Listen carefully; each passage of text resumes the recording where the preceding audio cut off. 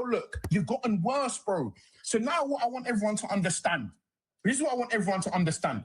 There's a new sheriff in town, and his name is Arteta, and he's here to dominate the league for the next few years. There's a new sheriff in town, and it's Big Teta. Big Teta, the Arsenal, we're back. We are back. The Invincibles, they're nothing. They're nothing compared to what the next 5 years is going to be. Big Teta and the Arsenal have rolled into town, bro, on the chariot made of gold, bro, whipping up horses. We're going at 100 miles per hour. The pet reign of terror is over. There is a new sheriff in town, and it is us. You're all pissed. I'm telling you now, you man are all pissed. All my ops are in hell. Aston Villa in hell. No, I'm laughing, bro. Did you just say? Hell. All my ops. Did you just say Arteta will do better? What did you? All right, mate. Please. What did You're you the biggest back of Arsenal. What are you gonna say today? I praise. Are you gonna congratulate us on being top of the league? Because you do every day show about Arsenal, guys, yeah. They can he can laugh as much as you want like a fraud. You can laugh. يا حبيبي لا نسابقك والله العظيم I know you know. يا عم I have seen you have football conversations. Stop with the monologues. خلينا have a conversation for real. No. Hamza, do you think Semenyo? Hamza, do you think Semenyo is? And you've kept me here. 1 o'clock is 1:30. I've got work tomorrow. Yeah, let's do Superchats. Yeah, we spoke. And your whole show you have not said anything of a substance. Because you're telling me shit. 2 hours you haven't said anything of a substance. We haven't gotten one sentence from you where we can actually discuss. Literally. Exactly. How can I fight I haven't said anything of a substance. By the way, just let you know. Brother, oh my goodness. That's no, man. He's looking right across the line. Dimwit, bro.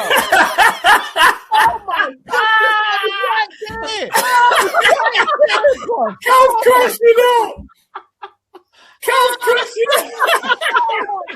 Bobby got someone right. Oh my God. For the life of people. For the life of people. No, man fully crashed out. Hey, man, he was at home just watching the game. Man forgot he was definitely on coffee. For me, you man. Bismillah ar-Rahman ar-Rahim. Hello everyone and welcome back to the channel. Welcome to A-listers. We've been away for a while, obviously. Flawless does a lot of watch along, so does Lewis. You know, I'm sure as well Dion, Tarik were enjoying the World Cup. There was just way too many games. I could not have done A-listers midweek or asked any of the guys to do A-listers because it would be absolutely too much, you know. So, yeah, we're back. We're here to talk about the football, ladies and gentlemen. We're here to talk about all things Premier League. We're here to talk about the transfers, stuff like that. Obviously, since we last spoke, Morgan Rogers has moved to Chelsea Football Club, you know, ahead of Arsenal. There is a Barcola Liverpool Arsenal saga, and it's so obvious it's going to be a saga because all the PSG reporters are making it into a saga and telling us about all these opinion pieces and where we think he's going to go. And he might go to Arsenal, and he might go to Liverpool, and he might go to Bayern, God knows where. Man United are cooking, and they did worry me a little bit, and I did upload a video on it as well. I can't lie to you. Man United are worrying me the way they're moving this transfer window.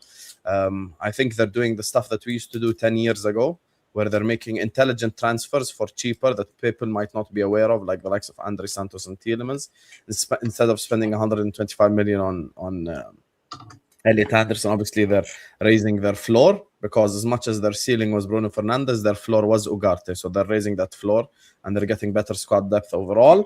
And they've been linked with Manu Kone as well and more midfield options, as well as certain links to Lewis Hall. So that's your sort of your intro. Carefree Lewis G is in the description. Go give Lewis, my brother, a subscribe. He was the first guy to comment on my Morgan Rogers video because he's doing Chelsea prop. And to be fair, I did say it. If Blueco are serious, I'll prop them. So I did say it, and they deserve the respect for signing. I know, they shocked me too, man. They shocked us all. Sarcasm City TV. You will find me in the comment section in the middle of a flawless argument with Sai. Sorry, so big up to you guys. Dio, the Gunner Edge, is in the description. Go give him a subscribe. I'm sure he has got plenty of plans as well for the new season. And Tarik Peterson replacing Vater, which is a huge upgrade in my eyes. You know, that's just a massive upgrade. You know, that's literally like going from Lalala on the right wing to Salah on the right wing. That's just like an ultra upgrade right there. So, you know, none of us will get some gaslighting effects today because Tarik is here and his objective. Tarik Peterson. I've practiced all the break, man. I'm getting my gas. I'm ready to gaslight. I've been practicing. You take it away from me. You can't take that away from me. Spirit of Vader lives on. Yeah, you can't take that away from me. Wow.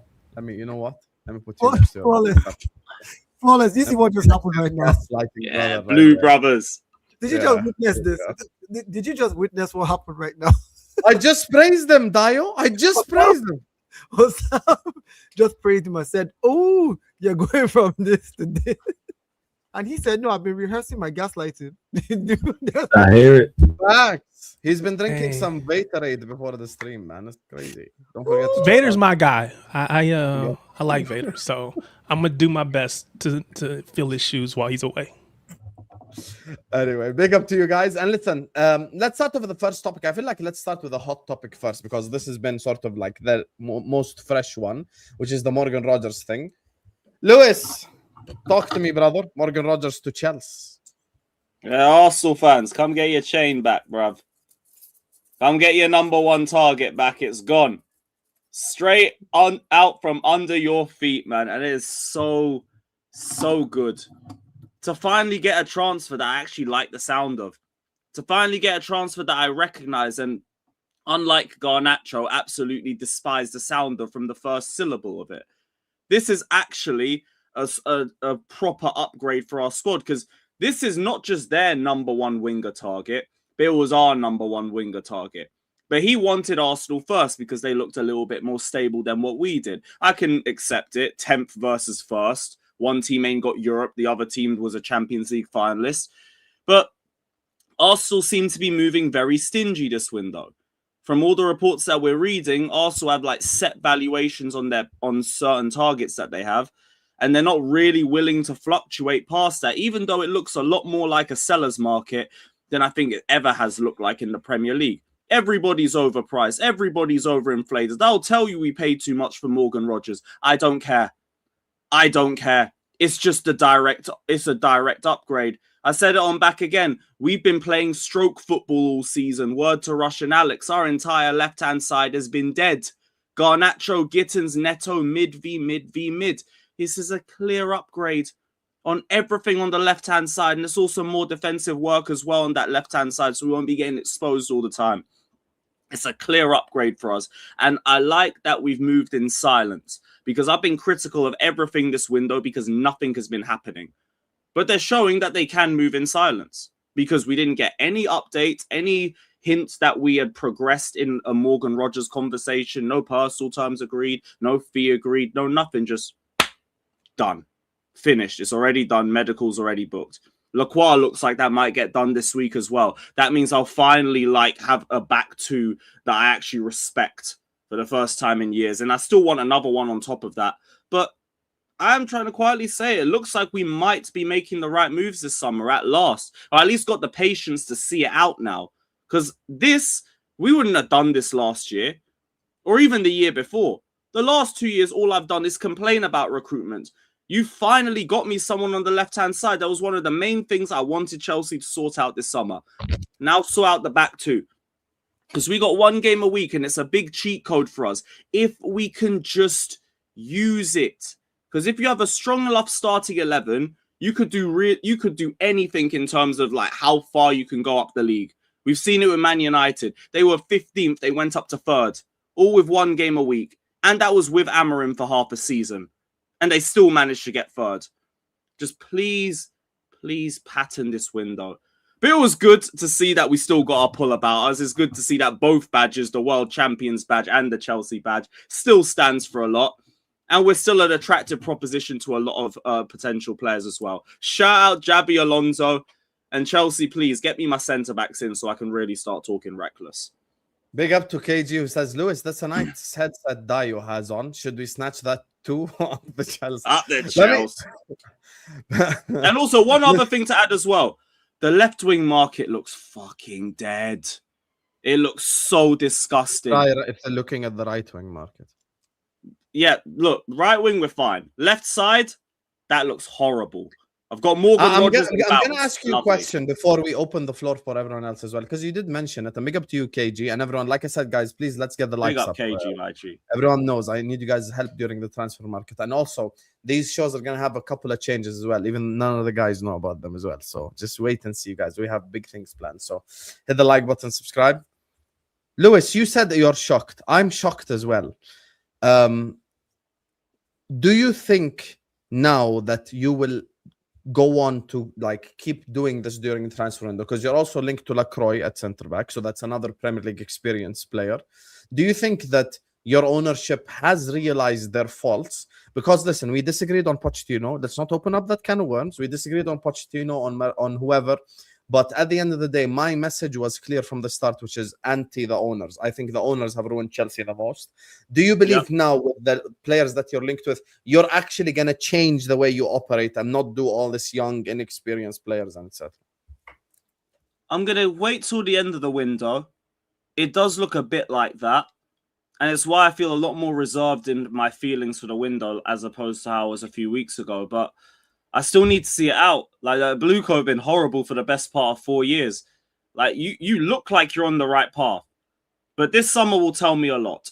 And even further ahead, next summer will tell me a lot, because I want to see how you act depending on how the season goes as well. But I won't be disingenuous. I'll give credit where credit is due. I didn't think you were going to pull this off. Not only did you do this, you did this in 24 hours. It was a very quick deal. You showed that you still have the money around. All the talk about selling to buy, even if that's a factor, it's a very minor factor. And we have a lot of players that we can still ship out to make that money back anyway. Just use the money to get quality. And that's all I've cared about. I said I never really cared too much about the whole under 25 thing.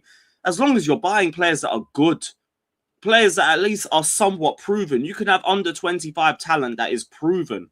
Morgan Rogers is one of them. You put the money up for those sorts of players, calm. When you're doing it for Garnacho and Delap and like Gittins and all of this crap that haven't done anything, now there's more questions. These sorts of moves, that's going to silence the critics, but you need to keep doing it. Dio, obviously your club got done for this Rogers thing. What do you make of Rogers? I mean, me just logically thinking about it, of course, it's annoying that he got taken to Chelsea by Chelsea, but I have to say this: go away. I don't like you right now. I love you, but I don't like you. Bye bye. Perfect timing. I love that. I love that. All of you, away. Don't come to my office. Everybody, be gone.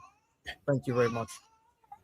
So again, it's painful that happened, but I have to say this: I think Villa really just wanted who was going to pay the most. Because here's my thing: everybody's making it seem like maybe Arsenal was bidding 80 million. If we're bidding 80 million, Chelsea just has to come in with 95, and Villa would have sold him because that's still 15 million more, right? So definitely for them to bid 117 million, they were bidding above something which is closer to like we were probably bidding close to 100. They wanted more than Elliot Anderson. That's what I'm saying. So we were probably bidding anywhere in the range of like maybe 90 to 100, which is why you had to bid 117. So the idea that, we were being stingy with money, I don't think it's true. I think Villa just wanted more money than what, I will not pay 117 for Morgan Rogers. I think he's a very good player. I want him at Arsenal. I wanted him at Arsenal, but I'm not paying 117. If I need to spend 117 on Morgan Rogers, why don't I add 23 million more, 140, and go out into the market and go and see if I can press Real Madrid's neck for Vinicius and say, just give me a left winger. Here's 100. Vinicius also comes with the crazy wages on top of that. Forget the wages. That's what I was going to say. Listen, forget. No, but that's a big part of the whole transfer, no? But again, Lewis, you have to think about it from this perspective. Vinicius is such a big name that if I pay that money and I'm paying him those big wages, he will sell me jerseys. He will make media money back for me. He will get me media money out here, but I don't think you get a lot from shirt sales in general. No, I'm just. But Evo, if you were to go for Vinny, I hear all of that. I just think it's not really as realistic. But in terms of the whole like penny pinching thing, I'm not saying it for like Rodgers in general. Even Bruno G, we're hearing that you've only got like a fixed valuation for him, and you're not really going to negotiate past that. But that's my point. Our fixed valuation goes up to the 100 million mark, which is why you had to bid 170. Oh, your mic's breaking up. We couldn't really hear that. I said our fixed valuation was definitely closer to the 100 million mark, which is why you had to pay 117. If our fixed valuation was lower, like 80, all you had to do was pay 95. And Villa I don't think they would have accepted that either. Well, then fair enough. Then maybe you guys then probably would have had to though. They gotta move. So him, let me say this, Tarik. That means what you're saying is, let's assume Arsenal was bidding 80 million for Morgan Rodgers. That means you guys came and bid an extra 40-something million on top of what we're bidding, 30-something, close to 40. But that was also less than what they were asking for. They wanted 130. But ideally, to just get over what the Elliot Anderson transfer was, because they were looking at that as like a stance point. So anyway, long story short, like again, it is what it is. He's gone to Chelsea. But my point is, if my club had paid 117 for Morgan Rodgers, I would have asked the question like, hey, if you have 117, why don't you add a bit more and just fix the left wing? Because he's not a left winger. He's better as a 10 than as a left winger. I want him, don't get me wrong. I want Morgan Rodgers. But if that's who I'm going to use to fix my left wing, and I'm going to pay 117 million pounds, I might as well add 23 million more pounds and see if I can get somebody bigger. That will come with the wages, but will also get me over the line and get me the media and the broadcast money back. That will pay the. But it's those wages that make it way more than just 140. Like Vinny's on, I think, 300k a week or something. That would be your highest earner. Saka is already on 300 a week. I'm guessing he's probably well above that. Joint. Yeah, joint. Yeah. Kai Havertz has been on 275 a week. Like we have people who were paying something close to that already that are not giving what Vinny would give me. So my point is adding that to it, and we made our most profit. 400k, fucking hell. Yeah, 400k. So my point is like I'm not saying it will happen, but I'm saying like I just don't think that the valuation, again, the market is the market. It is what it is. But I don't think that valuation for me would have flown. I'm not penny pocket pinching. I'm just saying if I'm going to spend 117, add more money and spend better. That's my thing. Just go for a finished product one time. Dayo, I'm gonna be honest with you though. I've known you long enough. I feel like if Arsenal did pay that 117, you would have defended the valuation.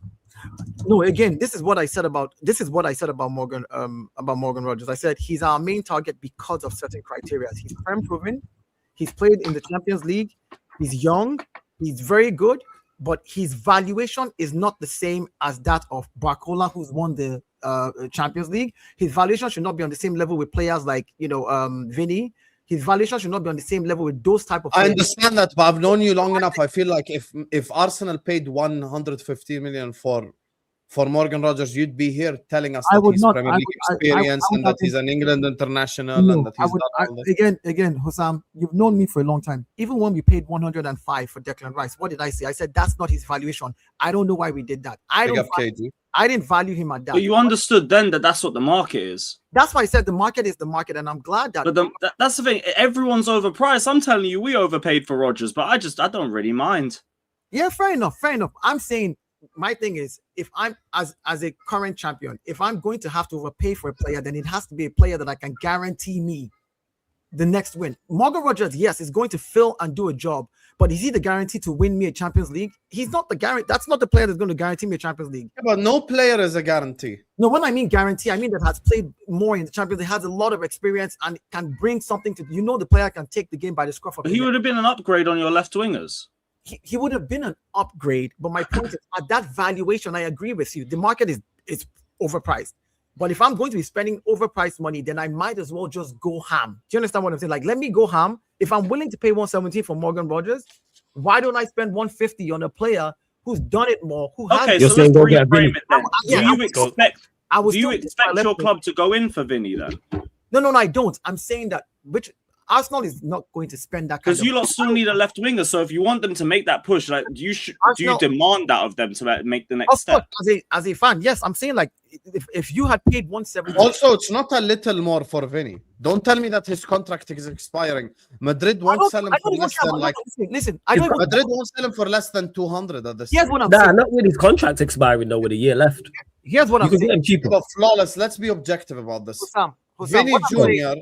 In order for him to leave Real Madrid with the current state of the market, let's be objective, yeah? If Elliot Anderson is going for 125 and I'm Florentino Perez, I am asking 200 for Vinny. Okay, As a matter it's of fact, 116. I'll tell Vinny, extend your contract. I'll give you the money just so we can make sure we can get. Like, that could happen. No, I'm saying even with a year left on his contract, just because a year is left on his contract does not mean that you're going to get him for a cheap. Because that's but they don't want to lose him for free. Then you lose him for free. That's Vinny Jr. right there. Like you run the but Liverpool. would you lose him for, because if I'm Vinny Jr., I just wait. And I go for free, and then I can just get all the. Yeah. So they have to at least play ball with them. You could do that, to be fair. That is true. You could. Yeah, so because that's what they do, right? That's what Real Madrid has been successful at. Getting him in this window, though. Yeah, which is why they would have to play ball. Which is if you come with 140, 150, they'd have to play ball because otherwise he walks next year for free. And that's what I'm saying, Hussam, that if I'm going to look at Morgan Rogers and the market, I'm not saying that Morgan Rogers is not a good player. If the market for Morgan Rogers is 117, okay, the market is overpriced. Why don't I just go 150 for Vinny, who has 1 year left on his contract? I'm not worried about the pocket pinching. That's my thing. I'm not like, Arsenal should have not spent money on it. No, because I believe that Chelsea paid 117 because Arsenal was closer to the 100 million mark.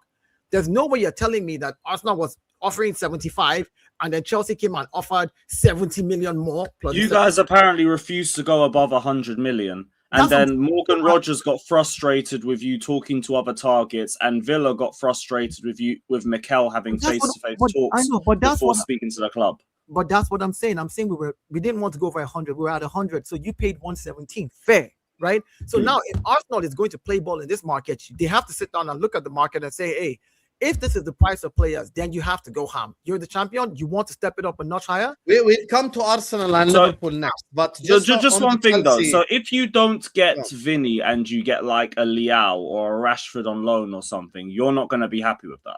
I personally would not be happy with the with Leao or Garnacho. Real Garnacho is never making it to my club. I wish. With Leao or any one of those guys.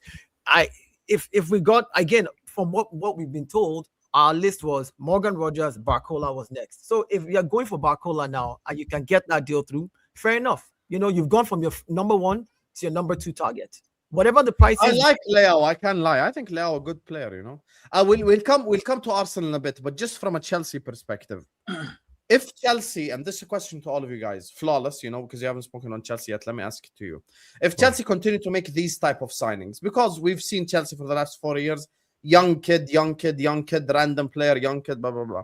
If they continue to make these kinds of signings, Lacroix, you know, blah, blah, blah, players of this caliber, Premier League experienced, what should we worry about Chelsea, or is there too much to do? Because you could argue Xabi Alonso may be the second best manager in the league after all. Lewis, before you go on, do you remember the end of last season when I told you that your ownership has showed me one little sign?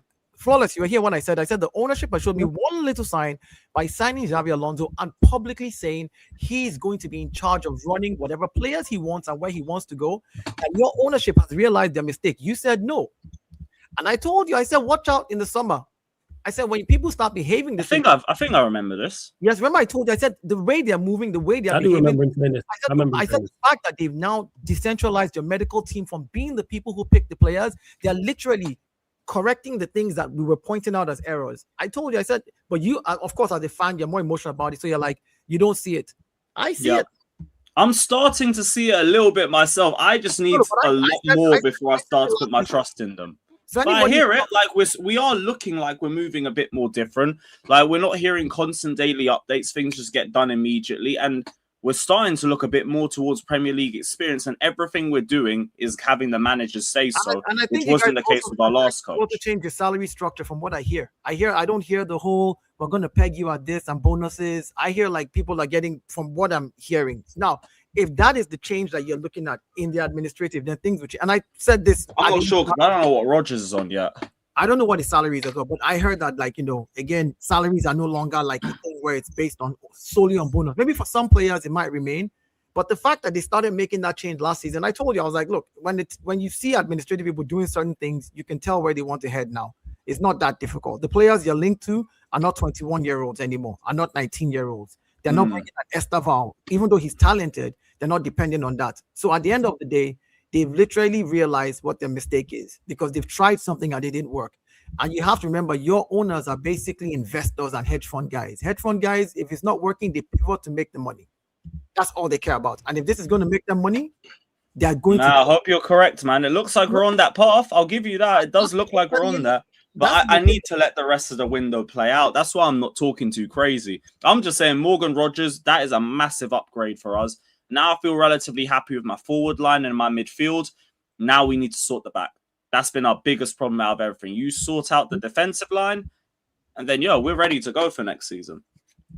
Fair enough. I mean, I just think that when you look at people who have invested money and can't pull out money over the next 10 years until they start making money, the quicker they make money, the quicker they can pull their money out and start making a profit, right? So for them, that's where they're at now. This is year 4 going on year 5.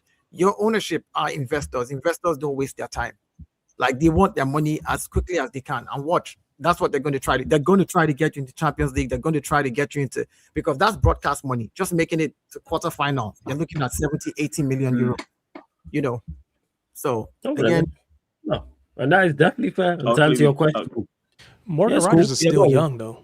Yeah, he's young. Yeah, he's still at the age where he can get better. But yeah, you kind of answered mentioned my answer when you was asking the question, Hassam, in regards to Xavi Alonso. I think is key in that, because I think he is a good manager. I don't look at the Real Madrid stint and all of a sudden think he's terrible. I think he will do well at Chelsea. It was all about, will Chelsea back him and give him the quality of player that's required? And if they continue to get the likes of Lacroix, if they continue to get Rodgers, they've obviously got talented players there in the likes of Caicedo, for example, Enzo. Can Palmer get back to his best, João Pedro? Yes, we should definitely be concerned about Chelsea, 110%. And they have 1 game a week, which I was told was the main reason that Manchester United finished 3rd. So they should have no issue with that whatsoever. So I look at it and I go, yeah, Chelsea are definitely on the right trajectory. I understand Lewis being very hesitant because he's seen what his ownership have done in the years prior, but it seems they've got their stuff together so far. But Chelsea need to continue. But I look at their team and I go, yeah, you can see exactly what they're doing. They need more, of course.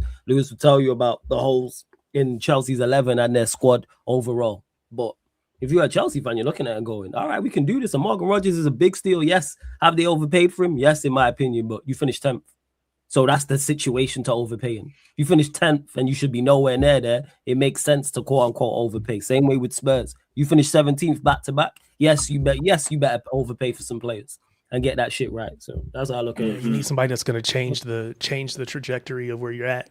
Yes. And this is the type of signing that could do that. Yeah. If I were to make jokes, I would just say Chelsea is basically CFA South. The City Football Academy in London. I mean, we got all the former City players there, but I think that I agree with what Flawless said. You gotta roll big. You gotta go big because you had too many years of mediocrity, if you want to say it that way, and so you got to make big changes. And I think it does show a change in the philosophy that the ownership is trying to stick with. So we'll see how they do. I definitely agree that they will be, I expect them to be, let's say it that way, solidly in that top 4, especially with that 1 game a week. That should do that. So we'll see. I mean, I knew from last season that they were serious.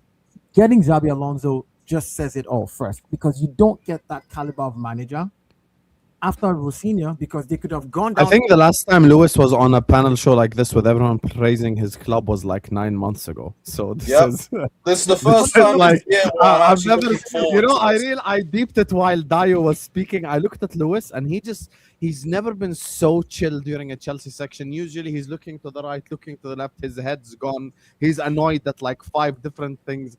And for the first time ever, all 4 panelists who don't support his club are praising his club, and he's feeling completely. Look, again, if we're talking, he's sat there fixing the chain. He doesn't care about a single thing in the world. Fucking redo my braids, fixing his hair. Just doesn't. But care. we talked about the managers in the league. I do think that there is a strong potential for Xabi Alonso to come in and be one of those top 2, 3 managers in the league. He's proven that he can win with not necessarily having the strongest team in his league at the time. He got them to play well. He made stars out of some of these players that went on to move for big money. So I expect big things out of him, to be honest. Yeah, I I'm actually like, think, again, you know, people look at that Real Madrid stint as if it's like a negative. It's a Let me just one-off. double- no, No, hear me out. Yeah? All his underlying metrics are really good. Let me check my double check my he thing. had a 70% win rate at Real Madrid. He did Real Barcelona Madrid. finished when he was sacked. Correct me if I'm wrong. I think they were 1 point behind Barca. Barcelona ended up finishing 8 points out of Madrid, and this is with them winning the league like early. You know, so I think there was a point in time where Real Madrid were like 11 or 15 points, you know, behind, Barcelona.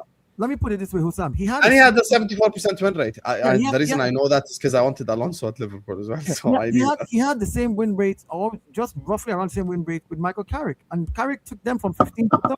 So it wasn't like he left Madrid because they were playing badly. It was for other reasons. So anybody who wants to use that Madrid thing as an insult, he didn't succeed. That's a lie.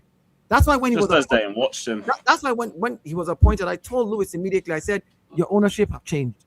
He said, "No." I said, "Listen, you don't appoint a manager of his caliber who's coming from Madrid with a 70% win rate and has insisted that he will have a say in who comes to play for him, and he's saying running the club. And you say, okay, yeah, we're going to do this deal with you. He's not that manager that you mess with. He's going to walk away." And the fact that you're now showing this by doing this type of business, which is, you know, you're in a hole, you need to get out. You don't mind spending whatever it costs you to get out of that hole. Tells me that your ownership is in the right direction. Chelsea is going to be a problem. I just hope it stays that way, man, because like this is just the only time I've even felt semi-good. But even then, I don't want to get ahead of myself because I need this window to end with everything that I asked for, and I still need 2 centre-backs. I think we'll get at least one across the line. Yeah, Romero. Now, these Romero links, they're very vague. There's not a lot to it. Yeah. Like, but Lacroix looks like it will happen.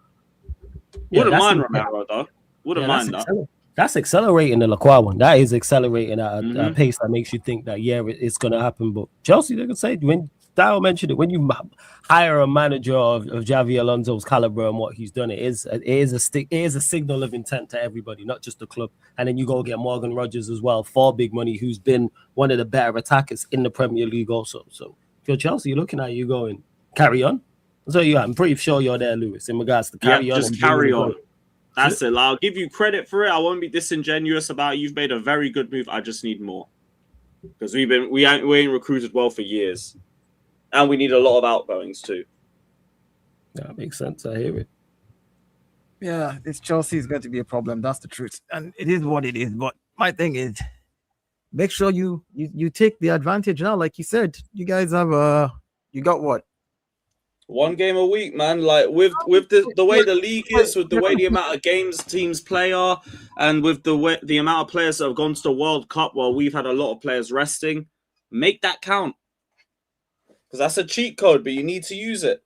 But you're going to play the FA Cup and Carabao Cup as well now. So at some point you'll be playing 2 games a week. Yeah, that Wembley curse better die next season as well, man. Like, I'm sick of that shit. No, I mean, when's the last time a team with 1 game a week won the league? Actually, probably Chelsea.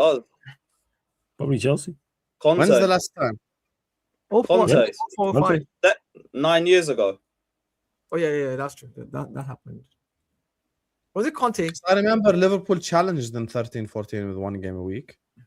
When you were with Conte, you didn't have Europe. Oh yeah, because Mourinho finished 10th. Yeah, you didn't have. Yeah. So the year before that, you didn't win the Carabao or FA or any of that, right? No, we made FA Cup final, lost to Arsenal in that one, and we got done in like the 4th round of the Carabao by West Ham. Bradford, wasn't it?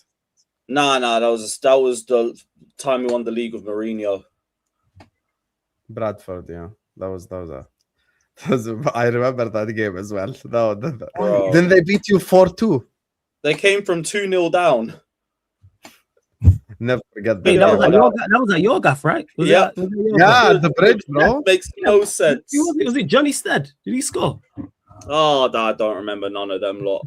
I'll try not to either. I swear it was John Stead, Joe. I swear it was. Yo, that's bad. You're probably correct, man. Someone got a brace. I think it might have been the last 2.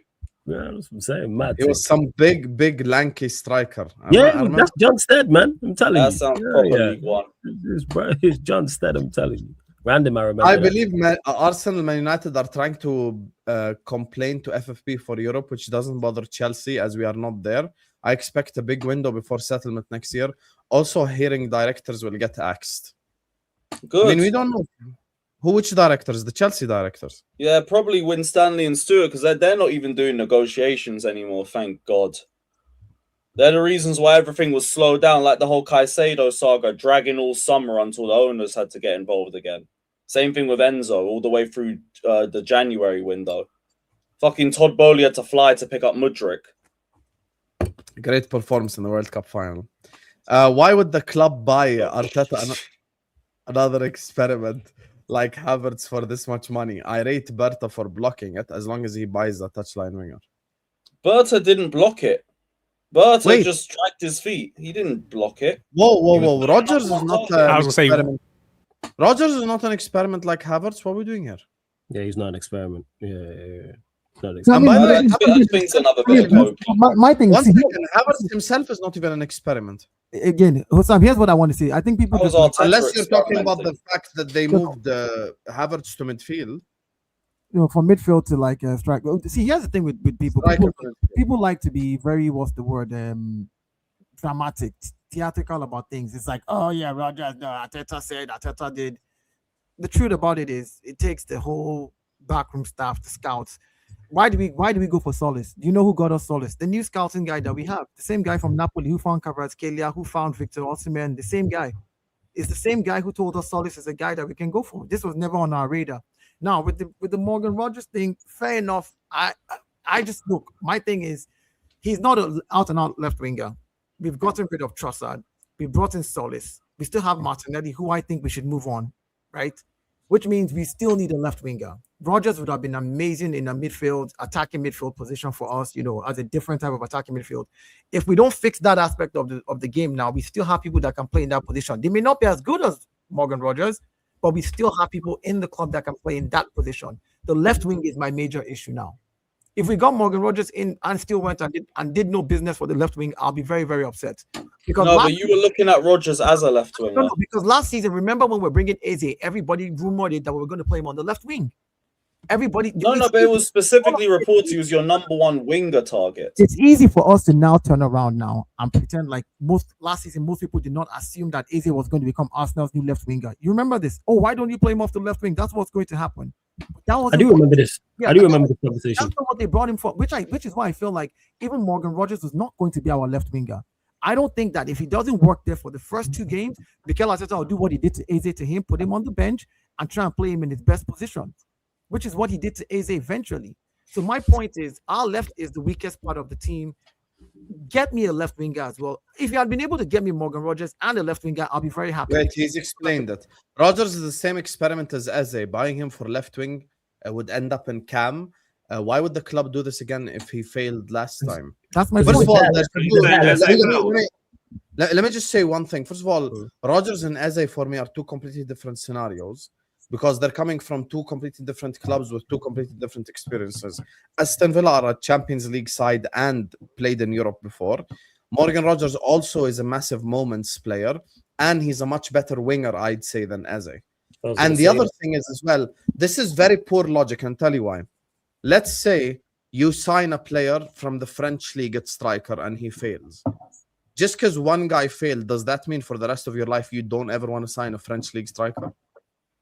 No, and Rodgers has experience of playing on the left wing for Villa. He's played on the left wing much more for Villa than Eze did for Palace as well. Like when Emery went with the three, he's played wide. I don't think it's his best position. I think his best position is as a 10 and central. But can he be a very effective left wing? Absolutely, he can.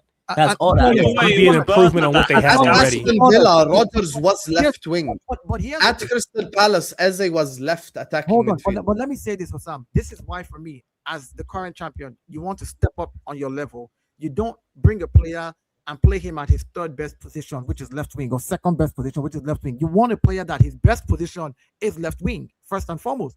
You want to up that level.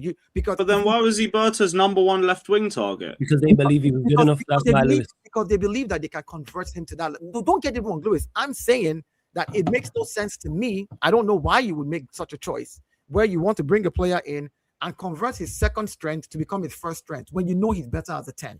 right? So for me, that just didn't make any sense in the first place. He's a good player that I would love to have on my team. Don't get it wrong. But my point is, what's his strength? His real strength is as a 10.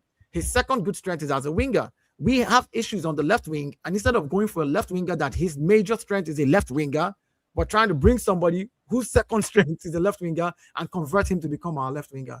So us losing him, very, very painful. Yes. But the truth is, the issue is on our left wing. Right now, now we've seen that the market is crazy. We've seen that people are going to ask for 120, 130. Well, it's time to splurge that money that we made. Go ahead and get a left winger that can fix the left wing and get rid of Martinelli for whatever the price you need to get rid of him for. You brought in Solis as a backup for Trossard. Get rid of Martinelli and bring in somebody that can get the job done. That's all I'm asking. Then we can then decide if you still want to go for someone of Rogers' profile who's a good 10 and can play on the left as a utility player like we have Mikel Merino who plays all around. Go ahead and do that.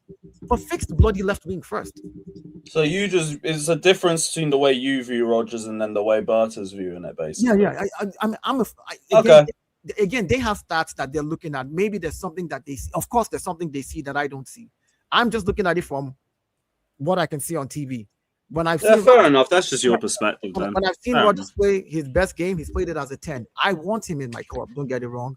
But you bring in Rodgers and you try to shoehorn him into the left wing, like we did with Kai Havertz when we brought him in. Try to shoehorn him into the midfield, then eventually put him up front, like we did with Eze. That made less midfield for us. At least Rodgers has played on the left. I will say he does suit Chelsea more because Xabi Alonso plays with 2 10s, and then you'd have him on the left 10 and stuff like this. Yeah. So you could. Theoretically, he could play left 10 in a back 5 Xabi Alonso system, like where Verts did, or he could play left wing if he's playing 4-3-3. So it would work both sides for Xabi Alonso anyway. Yeah. He suits Chelsea more. That's the reality. He would have suited Arsenal, and he would have helped Arsenal because one of the things as well that no one's mentioned across this whole conversation, Arsenal needed a player outside Bukayo Saka who can take the ball and carry it up the pitch when they're defending, which is something that they are missing, and he would have brought that element. But we will speak about Arsenal now next anyway, because I want to talk about Bradley Barcola. Big up to all of you guys locked in. Big up to everyone who sent in a super chat. Big up to every single one of you guys. Don't forget, all the links are in the description. Please go give all my brothers a subscribe. We've got 600 people watching. Please do close the live chat. Hit the like button. Don't forget to follow me on Instagram as well. The link is in the pinned comment. I'm trying to be a celebrity like Flawless, so please like, subscribe, and go follow me on the Insta. And let's move on, talk about this Bradley Barcola saga, because he's been mentioned already like multiple times anyway, because it's been mentioned with the Liverpool situation, with the Arsenal situation. And who shall I start? Let me, Dio, you've mentioned Barcola already 4 or 5 times. Tell me your thoughts on him.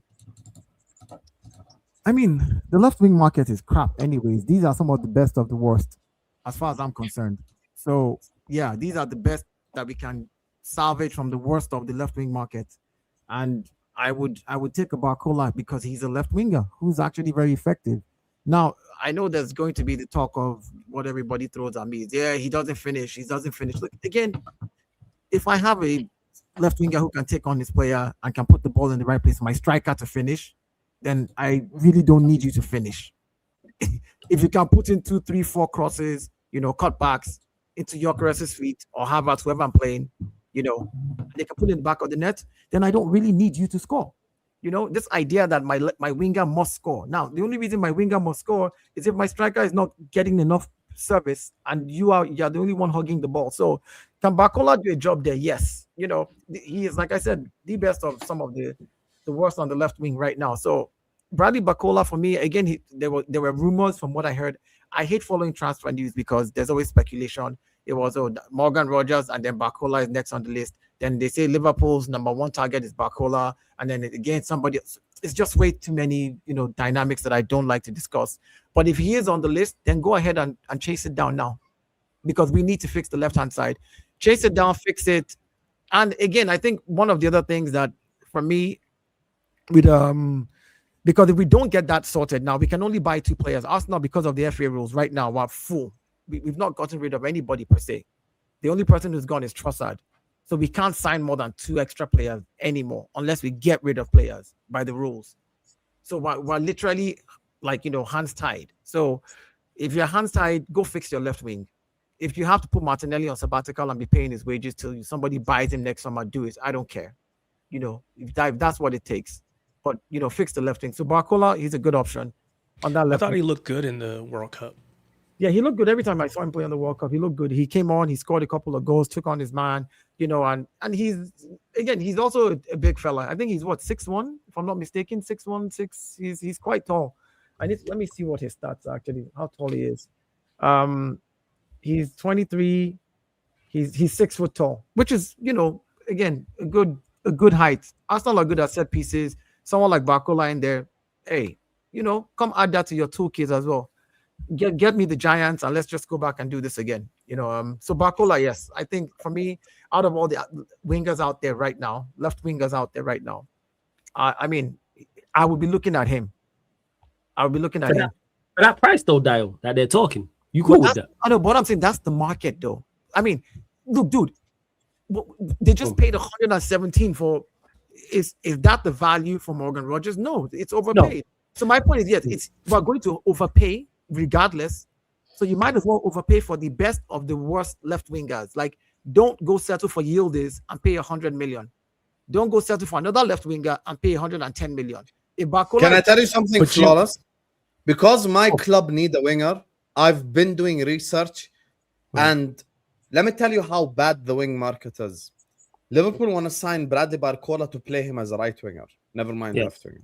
That's how bad the wing market is, because people go like, I don't even. First of all, I think Bradley Barcola is becoming one of the most overhated players online for no reason. People just bang average. Let's be honest. But go on. He's not bang average. He's an average winger, man. He's outscored Desiree Doué 2 seasons in a row. He does some great things and then he does some awful things. Yeah, but he's more effective in the same team than Desiree Doué and Kvara, so he can't be that bad. He's nowhere near Kvara. I was gonna say I don't know about Kvara, but he's nowhere near Kvara. Yes, thank you, Tarik. Kvara is more than quadruple the player. Barcola, 1 second, Dio. Barcola is a technically sound player. He's very good first touch, can get past his winger. Yes, his decision making is lacking, but it's the same thing with Doué, and these guys have the same like Doué. Yeah, I can hear that in regards to that. He's nowhere near Kvaratskhelia. It's not even close. Kvaratskhelia is more than double the Kvaratskhelia to the side. I just think he's overhated. Like people act like he's not because I think he's over. I think the reason why people do that because people are talking about him. Bang average for me is like Somerville. Flawless. Somerville is bang average. Flawless. Can I say this? I don't think there's much difference. Even at the World Cup, you don't think there's a difference between Somerville and Barcola? I don't think there's much difference. No. What does Barcola do that? What does Barcola do that's clear of Somerville? Dribbling, technical ability. I don't think he's clear. I don't think he's technically clear. Again, hear what I'm saying. Clear. Not saying he's not better. I don't think he's clear. I think Barcola is just in a sensational team with sensational players. I was going to say, part of it is who he plays for and the exposure that he gets by playing for PSG. Yeah, this is what I'm saying. Flawless. You know PSG have to break down low blocks. Like yes, and they have players in front of him to do that. Can I just say I'd look competent he's in the one that does that sometimes. No, because the focus is everywhere else. I'd look competent in their system. Look at the players he has around him. What we doing here? Yeah, but even for flawless. Hold on. We see him get past his full back and stuff like this. Even the game that they lost against the game that they lost against Spain, he was the only one. They had 0 XG in the first half. He was the only one that got past his fullback and attempted something. Flawless. He plays in a good team. Fair enough. But you also have to look at his individual contributions. This World Cup alone, he started 4 games in the World Cup, right? He only played 4 games. He had 3 goals and 1 assist. Yeah, no one's doubting his ability to impact games. I just don't think he's 100 million. But I'm not saying he is. I'm saying, but the market. No one's 100 million, buddy. This is the market. Some people are closer to 100 million than others. For him, it's batshit crazy. Listen, but he's nowhere near Morgan Rogers as a winger. What are we doing? He's better than Rogers as a winger. He's not better than Morgan Rogers. As a winger, he definitely is. No, he's not. He don't perform to Aston Villa the same way Morgan Rogers does. He's a better dribbler than Morgan Rogers, and I would say he keeps the width better. No, he kicks and I would say he's better in. I would say he's better in tight spaces as well. No, he's definitely not. He's a kick and runner. That's what he does. He can kick the ball and run past the player. That's so No. I'm not saying that he's kick and run. What I'm saying is he kicks the ball past his fullback and and runs past better than Rodgers. He is not a better dribbler or ball carrier than Okay, Morgan let's Rodgers. do this. Let's do this. Not Let's in the do this. slightest. Let's do this. No, Let's no. do this. He is definitely better than Morgan Rodgers as a winger. Hussam, I want to read something out. Morgan Rodgers started 37 games, 10 goals and 6 assists last season, right? Barcola, 21 games that he started. You know what his stats are? 11-1. 11-1. He played less games, made more impact than Morgan Rodgers, who had more games, almost 11 more games than him, who could have made more impact in those games. My point, listen, you go. Yes, you can look at the player and say maybe skill for skill, dribble for dribble, ball control. You know, Morgan Rodgers is better. You can look at that and try and pick on the technicalities. The contribution that the player makes to the team in the Champions League, in their league, in the World Cup, wherever they are, the contribution that make. For example, Morgan Rodgers made an impact for England in the World Cup. That's an important. So you know that. But again, contribution is what I'm looking at now at this stage, because that's what's going to win you games. So if you can come in and give me 13 goals and 4 assists as my left winger in your first season, or give me that's very good, that's fair. That's good enough for me. It's both my left wingers, Trossard and Martinelli together, did not give me that last season. Yeah, because both your left wingers are not good enough, hence why he won an improvement. But Exactly. comparing his numbers to Morgan Rodgers is so disingenuous. Why? So one's at PSG in the best team. I'll explain why. Give me that why, and I'll explain. You just said that Morgan Rodgers is a better left winger, which is why I compared their numbers. Yeah. And I said Yes. no, I won't compare them as wingers. I would Morgan Rodgers for a 10, and the way he plays, because he's a utility player, is we know technically he's better. We know this. That's why I actually disagree with that. That's why I was technically, but Barcola, he's technically. I think Barcola is technically sound, though. I don't get this. No, I don't. I think this is why he gets overrated, because people like I said, he's in an exceptional team and an exceptional system with the best attackers possible. That's why he. But we've seen players in. Okay. Once again, I think you have to be absolutely. Do you rate Desiree Doué? Desiree Doué. I think Doué is a good player. He's outscored Desiree Doué in the same system, same style, under the same manager 2 years in a row. Yes, because he can spin him behind and things of that nature. I'm not comparing. I'm not talking about. Doué is a better dribbler, and he doesn't do that. Let's stop the GNA thing. I'm not talking about a GNA thing. You have to be absolutely horrific as an attacker to play with those players in that team and not get GNA. What are we talking about? Let me land here. As a squad player, if you can't get GNA and you can't put up double figures, something's off there. Like, what are we talking about here? Like, they are an exceptional team. What are we doing out here? Like I said, I don't rate him, man. This is why it gets what makes them exceptional? What makes them exceptional? Let me talk. The reason why I brought up Doué is because they're in the same system, under the same manager, in the same league. Yes. For PSG, Desiree Doué last season, I think, had 5 goals, 3 assists, and the year before that had 6 goals, 6 assists. When everyone was like, "Oh my God, Desiree Doué," Barcola had 14 goals and 10 assists. So the reason why I think it's fair, I'm not comparing from 2 different leagues, 2 different teams, same team, same condition, same manager. One guy, and by the way, this is not just so the people know, this is not just flawless. If I ask 95% of football fans around the world, would you take Desiree Doué? People go like, yeah, I'd take him. And then you ask about Barcola, they're like, oh, I think he's just a bang average player. He's over it. But one guy, the guy that you think is bang average, is outscored the other guy in the same team. Can happen, man, because that can happen, because Doué's game, Barcola's game is more spinning him behind, getting on the end of things, whereas Doué's the more creative in that sense. Like, that's what it is. And their goal, I just checked their goal tallies. Their goals ain't far apart. Like, yes, he's gonna outscore him. Like, what we talking about? So if he outscored, it's double his goals. What do you mean? Didn't Barcola outscored Kvaratskhelia, correct? Yes. I mentioned that. He had 8 and 4. All this dead because he's nowhere near Kvaratskhelia. I mentioned it's not that. even close. It's not even close. It's not even so that proves my point. Guys, one mic. If we're talking about the French league, by the way, you're saying it's not close. Last season it was 11-7, and the year before that it was 14-6. So it's definitely not close. They both got 13 goals across all comps last season. Yeah, but Doué was the starter in the Champions League, and Barcola wasn't. No, yeah, where it happens, but the point, yeah, because maybe Barcola was the starter in the league. The point is, I'm making is we're not bypassing that. We can't say Barcola's so much better than Due, because wait. We can't say, hold up, Dial. We can't say Barcola's so much better than Due because he scores more goals. But then when I point out Barcola scores more than Kvaratskhelia, we don't keep the same energy. It goes to show goals and assist ain't all that. I'm not saying Barcola is better than Due. I'm saying. Let me land. There's nobody. I'm saying he's overhated. That's it. Yeah, I don't think he's overhated. I think it just goes to show Barcola's outscored Kvaratskhelia, and he's nowhere near Kvaratskhelia. It's not even a debate. I think what we're mixing up here is how skillful the player is with what their impact is on the team. What Barcola has, the impact Barcola has on the team. For example, Barcola has a higher creation chance and shot than both Morgan Rogers and Kvaratskhelia on goal. So now I don't think he's not better than Kvaratskhelia or Rogers though. I don't think he's better than Kvara either. I'm not just clarifying that. I was just making sure. Because Kvara did it as well at Napoli. I'm just making sure we clarify. Kvaratskhelia has more moments. But the reason why I brought up the numbers is not just to compare them using GA. That's not my point. My point is I use the numbers to prove the point that I feel like Bradley Barcola is overhated, like he's just an average winger and stuff like this.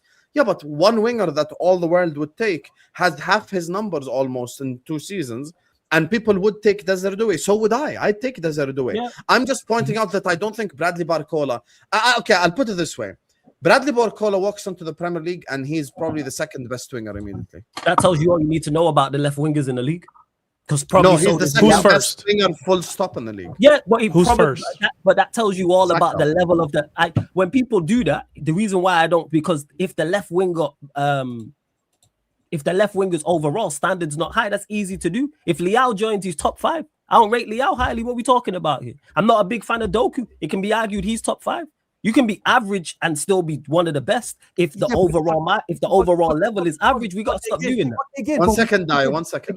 Okay, but I agree with that, and that's what we started our monologue. That's what we started. I literally have the left wing. I can just say again the obvious left wing. I have no problem with anything Flawless said over the last 30 seconds, but this comes back to our initial point, which is the market dictates what you do. Because what's the other option? I either pay 110 for Barcola or pay 100 for Yildiz, who's also unproven and also needs to prove himself. Yes, they're going to be unproven, but at some point, unless you're an academy project who's come through the ranks and everyone's talking about, everybody's unproven at some point. You know what your scouts do? There's hundreds of thousands of players playing left wingers across the market, across the world, that Arsenal, Liverpool, Manchester United, City, and Chelsea can all scout. Go find him. That's what I'm saying. Yandy Amande, no one weren't talking about this time last season. Now all of a sudden he's 100 million. Leipzig pulled him from somewhere. There's wingers out there. So yes, the obvious transfer market, if you're going for known names, of course it's going to be 80, 90, 100 million plus. Go elsewhere in the market. I disagree with that so wholeheartedly that it's all right, we have to sign these players. No, because let me land. A Brighton, a Palace, a Bournemouth, etc. are going to go and get wingers. They're going to have one good season in the Premier League and all of a sudden they're 80 million, 90 million, 100 million. Where did Bournemouth get Krupi from? Where did they get Ryan from? These players just all of a sudden, like, there's players out there now. Look at the prices that people are talking about for those players. Go beat them to the punch. There's players out there. This is why you have scouts. This is why you have a recruitment team. It's not only the players that we know in the obvious transfer market. We got to stop this because the content creator world and the social media world is portraying this. You have to shop in this market. No, you do not. You do not have to spend 100 million on Barcola or Yandy Amande. Go else and find elsewhere. You telling me Barcola and Yandy Amande are the only wingers out there? No. No, they're not. So again, yeah, but Bournemouth don't have expectations. Hold on. Okay, good. Let me ask you a question. Could Krupi all right? When you had Salah last season, could Ryan have come and joined Liverpool and been a squad player and been a backup to Salah last season? You mean before he joined Bournemouth? Before he joined Bournemouth, yes. Yeah, so he could have came in and been a squad player and then got minutes, and then you never know what he could have developed into. So rather than let him go Bournemouth, and now you'd have to go and pay. But us and Arsenal both don't have that starter now anyway. That's the problem, I guess. No, but it's not. I'm just proving the point that he could be a squad player at worst case scenario. But go and try and buy a starter. Go 23, 24. Like, what are we talking about here? Flawless. Here's what I'm just going to address. Yes, you're right. They're not the only best. They're not the best left wingers. Thank you. I agree with that. But again, I'm going to say this, right? I started my statement earlier by saying this is the best of the worst bunch, and that's why they're that pricey, right? Yeah. That's why they're that pricey. Arsenal has already gone and gotten the left winger that a lot of people, kind of, they don't really. Some people are like, "Oh, is that what you're getting, Christian Solis?" That's a talent. That's somebody that you can bring in. But how old is he, by the way? He's 24. Okay, cool. And that makes sense. And guess what? That makes sense. Go find someone else.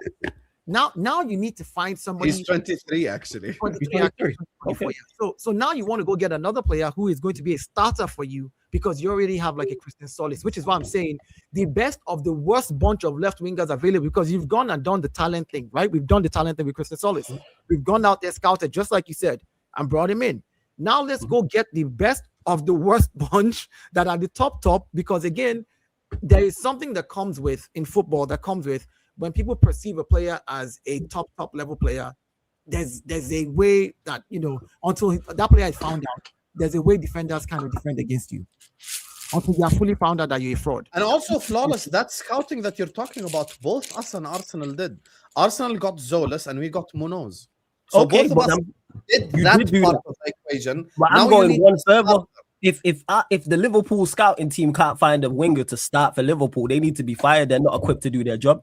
In the whole worldwide of football, if they can't find a winger to start for Liverpool, and same with Arsenal, I put Manchester United in that bracket. If they can, Bradley Barcola. That's the way. If you are on it, no, Bradley Barcola is an easy scout. No, better than that. If you can't find better than Barcola, I get what you're saying, but the difference between us and Bournemouth is we have expectations. Meaning, I'm not talking about Bournemouth. I'm talking else. I'm not talking about. I'm saying generally. Fair enough. Like you're against. Obviously, there are examples of what you're saying. I'm just saying, like, if you see, if we did what you're talking about last season, you'd be spot on. With Salah here, go buy someone no one knows, and he can develop and improve. Not even necessarily no one knows, but someone. Yeah, when you sign Salah, I'm glad you mentioned Salah. Go find Salah. Not a level of Salah, but go and find somebody like Salah. I understand what you're saying. I'm saying, had Mo still been at the club, like let's assume the same conversation we were having 21st July 2025. You'd be correct because Mo was still at the club. As things stand, our problem is we don't have the starter to begin with. That's the problem. Because we have a certain level of expectation. Yes, I don't think that we can do like two Monozes, two Zolas. You don't have to do two Monozes. Go find someone like at least. So you're telling me you don't think Liverpool, your scouts and recruitment team, can find a winger that's good enough to start for Liverpool right now? Good enough to start. That's not all, but are you ruling out the big names like the Barcola though? Probably not good enough. That's where we disagree. I wholeheartedly disagree with that. So can I ask you a question? I want you man just take a punt on me out. Well, that's what I was gonna say. There's Diomande needs to go to Leipzig and get. Oh, you're gonna say Leao too? Forget Diomande. I'm talking about when you signed Salah. But had Diomande came to Liverpool last season, we wouldn't have gotten the minutes when you signed anyway. When you signed Mo Salah, was he a starter straight away? Yes. Okay, and was he good enough? Yes. Okay, so you're telling me you found Salah and you can't find nobody else in the whole world? I'll sell you Jack Grealish.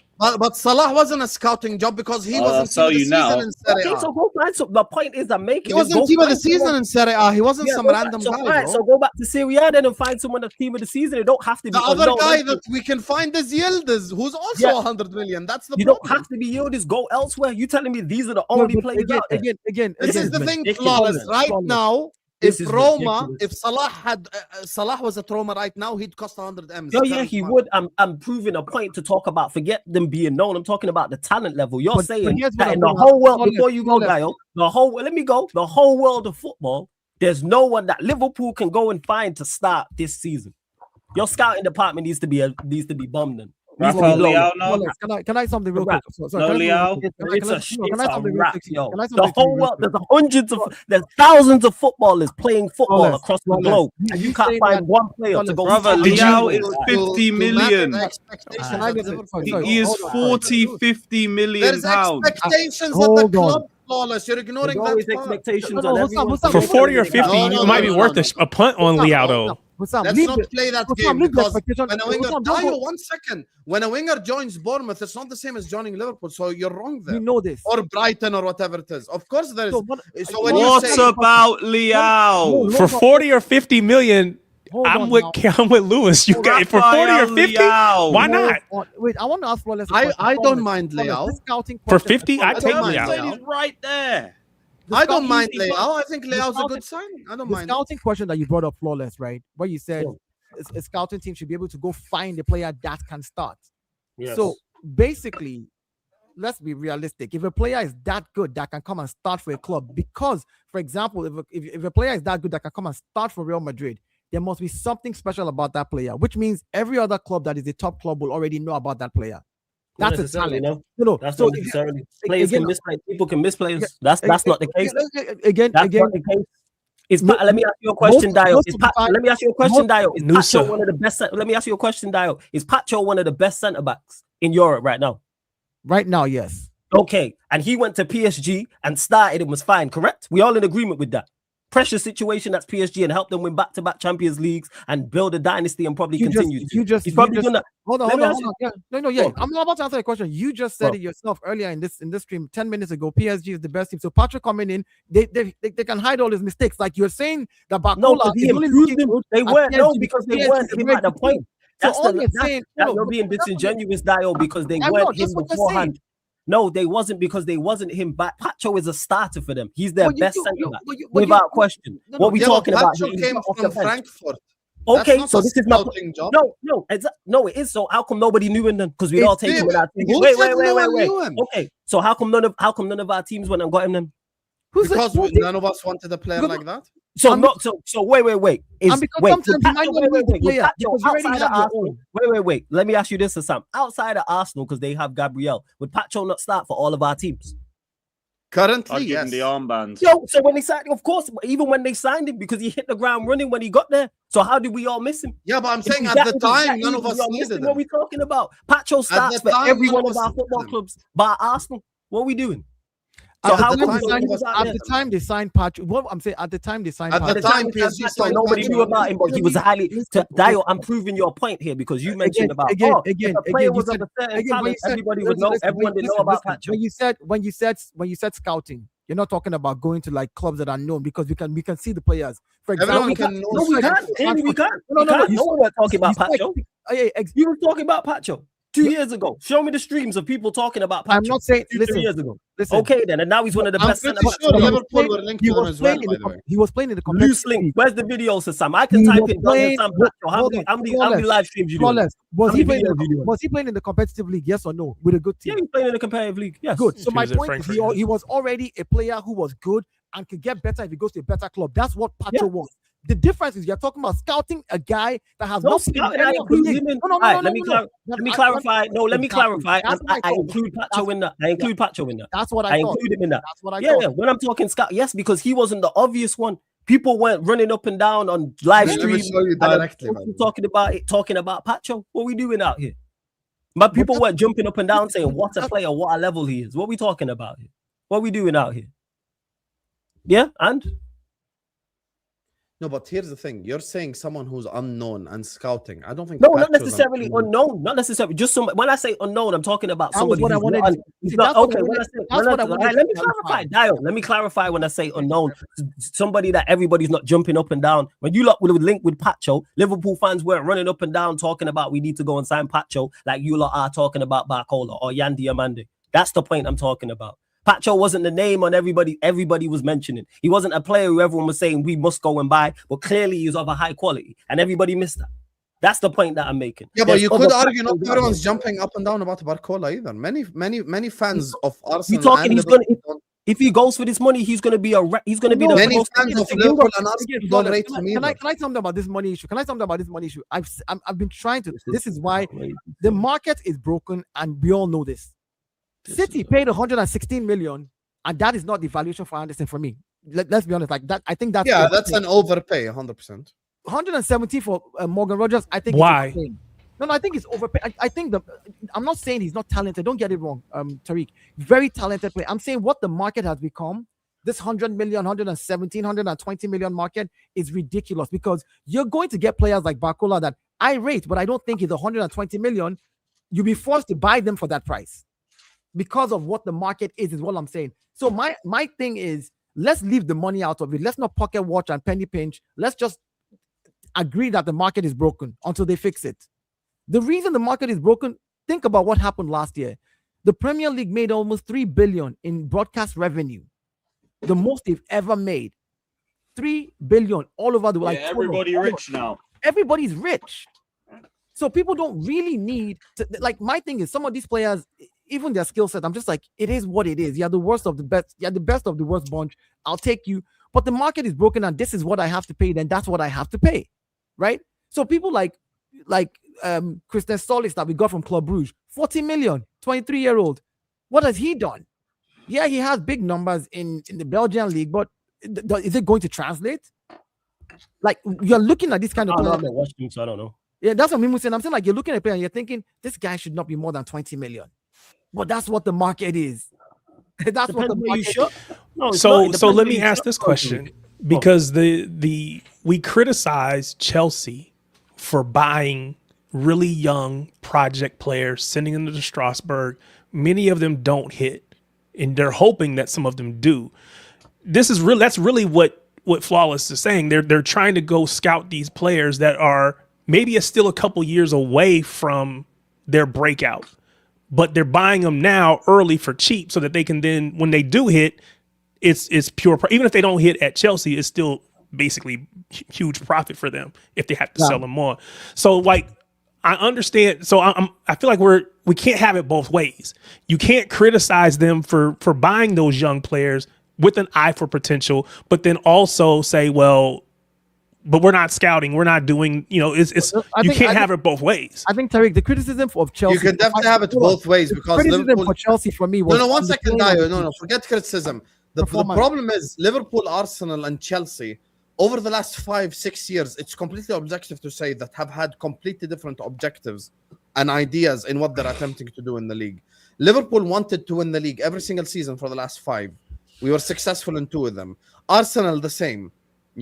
So the reason why is Chelsea would sign all these young players, and you'd have Lewis talking about winning the league and stuff like this, but it would never materialize. They would never be in a serious actual title race because of their being young and inexperienced. And we spoke about like right wingers as an example, just to prove my point, Flawless. The top 10 most valuable right wingers in the world right now. Number 1, Lamine Yamal, not available. Number 2, Olise, 150, not available. Number 3, Desiree Doué, not available. Saka, not available. Diomande already doesn't want to join us. Estevao, not available. Semenyo, not available. He just joined City. Mbuemo, not available. And this is when it comes Pedro to Neto available. 1 second. When you talk about quality of player, in 9th place is literally Ryan, Pedro Neto, Ndiaye, Greenwood, Akliush, Kudus, and Noni Madueke. Yeah. So when I'm looking at the market, sometimes the market does dictate what I do. I hear what you're saying about signing a 30-40 million pound player who's not like completely unknown, but can come in and make a difference. Yes. I think Liverpool and Arsenal have both done that with Zolas and with Munoz.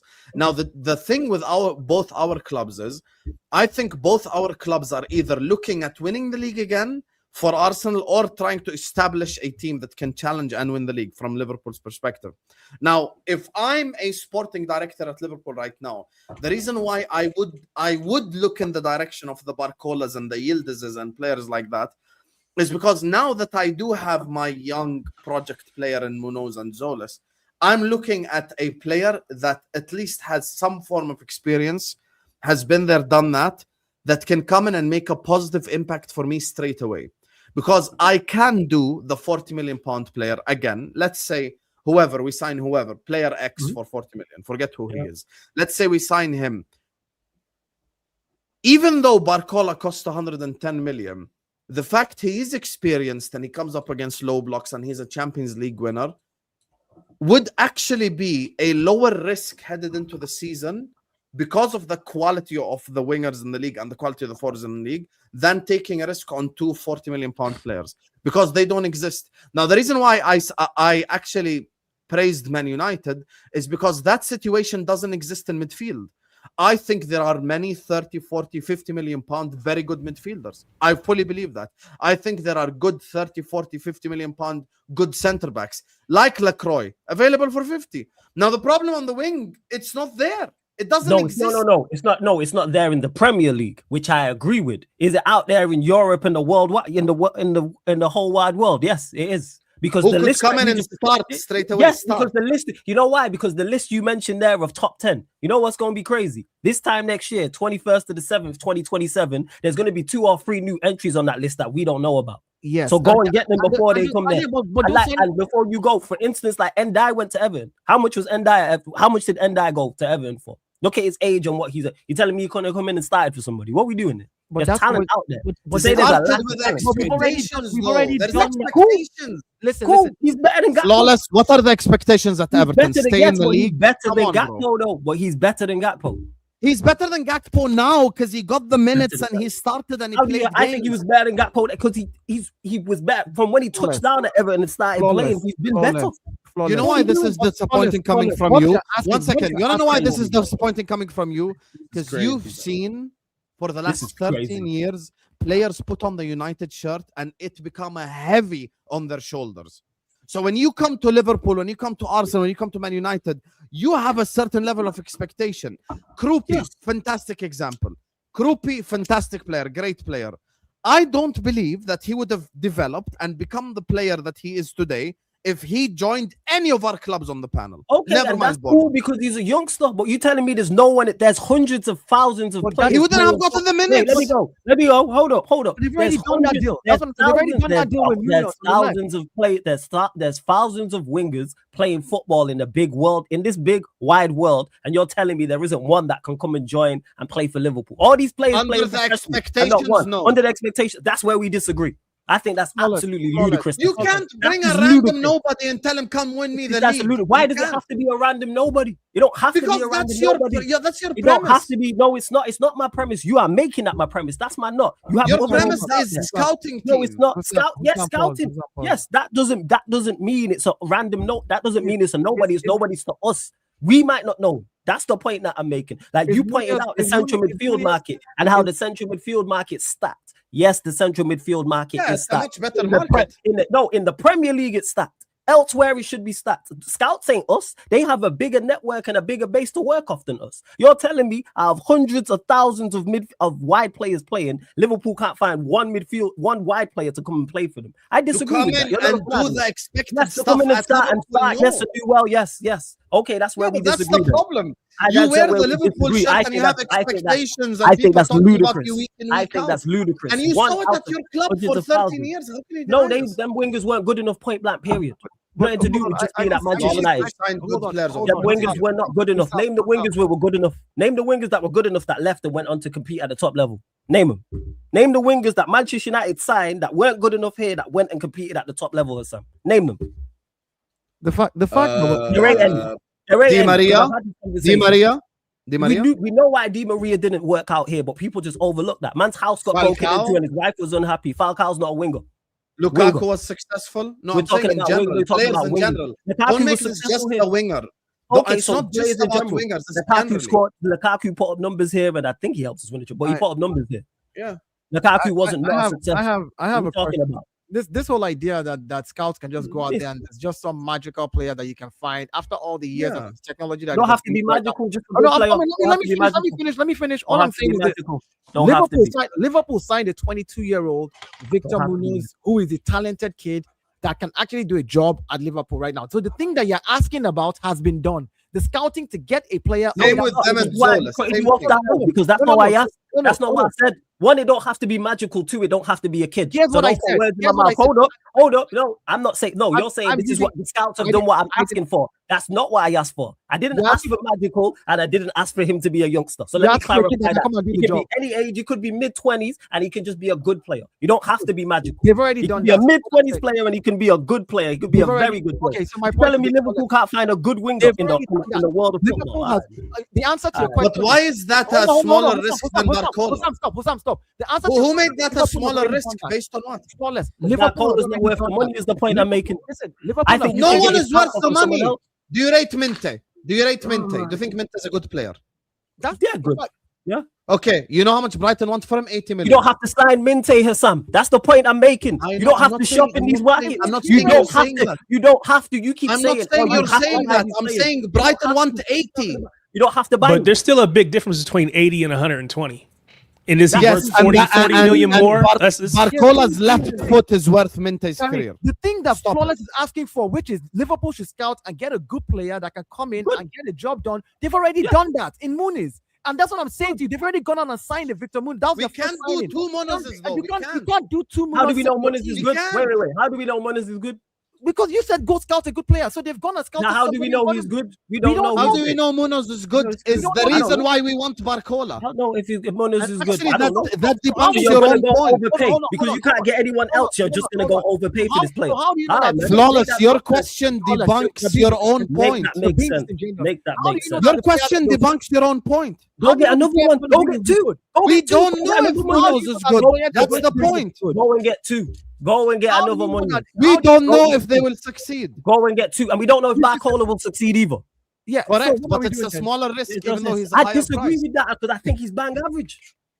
Okay. He's bang average. You've I already think he's a explained bang this. average You winger. think he's bang average, but the market stinks. So by definition, according to we're the gonna buy the market, best he's of the not bang worst. average. No, because the market's cooked. Why are you looking at a crooked market? We know the Because market's that's where cooked. I'm You don't have to buying shop from. there. You don't have to shop there. No, you don't. You don't have to Okay, buy from you there. said you No, said you don't. something. This is a You myth. said something when People you keep brought up saying the this. value Oh, of the players. you have to buy the best of the worst. If you're starting off your premise buying the best of the worst, that's already a terrible place to start. What are we doing out here? If you're buying the best of the worst, that's awful place to start. We wouldn't do that for any other business. You or said anything something else. when we brought up the values of the player. You made a point, which is an accurate point. Next summer, 2 or 3 20 million pound players will become 100 million pound players. I agree with you. The problem is there's also 20 million pound players who will also fail. Absolutely. So there's a big possibility Munoz fails. There's a big possibility Zolas fails. I'll never deny that. I don't know. I don't know the level of either of those two to say, but I understand. I'm saying there's a possibility. There's a possibility they I fail. understand your overall point. Now, the reason why Barcola would mitigate the risk is because he's Champions League experienced. He's won league titles. He's been managed under Luis Enrique. He comes up against low blocks week in, week out. He's played at the World Cup. So the experience that he's bringing, despite the fact that he's 23, he's played for Lyon. He's played for PSG. So he's played for big clubs. He knows what it's like to wear a shirt like that. My problem is if I bring in a Roma player or a Fiorentina player and I take that risk, the pressure might get to him. He might not be good. He might not be good enough. With Barcola, even though he's the best of a bad bunch, at least I know that he's the best of a bad bunch. That's it. Best of a bad bunch. All right, cool. I think that's a terrible way to do business. It's to go and buy the best of a bad bunch. Because that's an awful way to. That's an awful premise to start your business. We can't sit here. We can't sit here and say that the left wing is so mashed up that these so-called talents that you're saying scouts should have found have not yet showed up. Like we should be able to see these talents right now. Scouts should be mentioning the names. If the left wing market is so no, my point is if it's that cooked, like people, the left wing market is so cooked, it's so terrible. I don't think it's that cooked. I disagree with that. Listen, I'm just saying what people are saying. I'm not saying you said that, and I'm not saying people have been saying that. Yeah.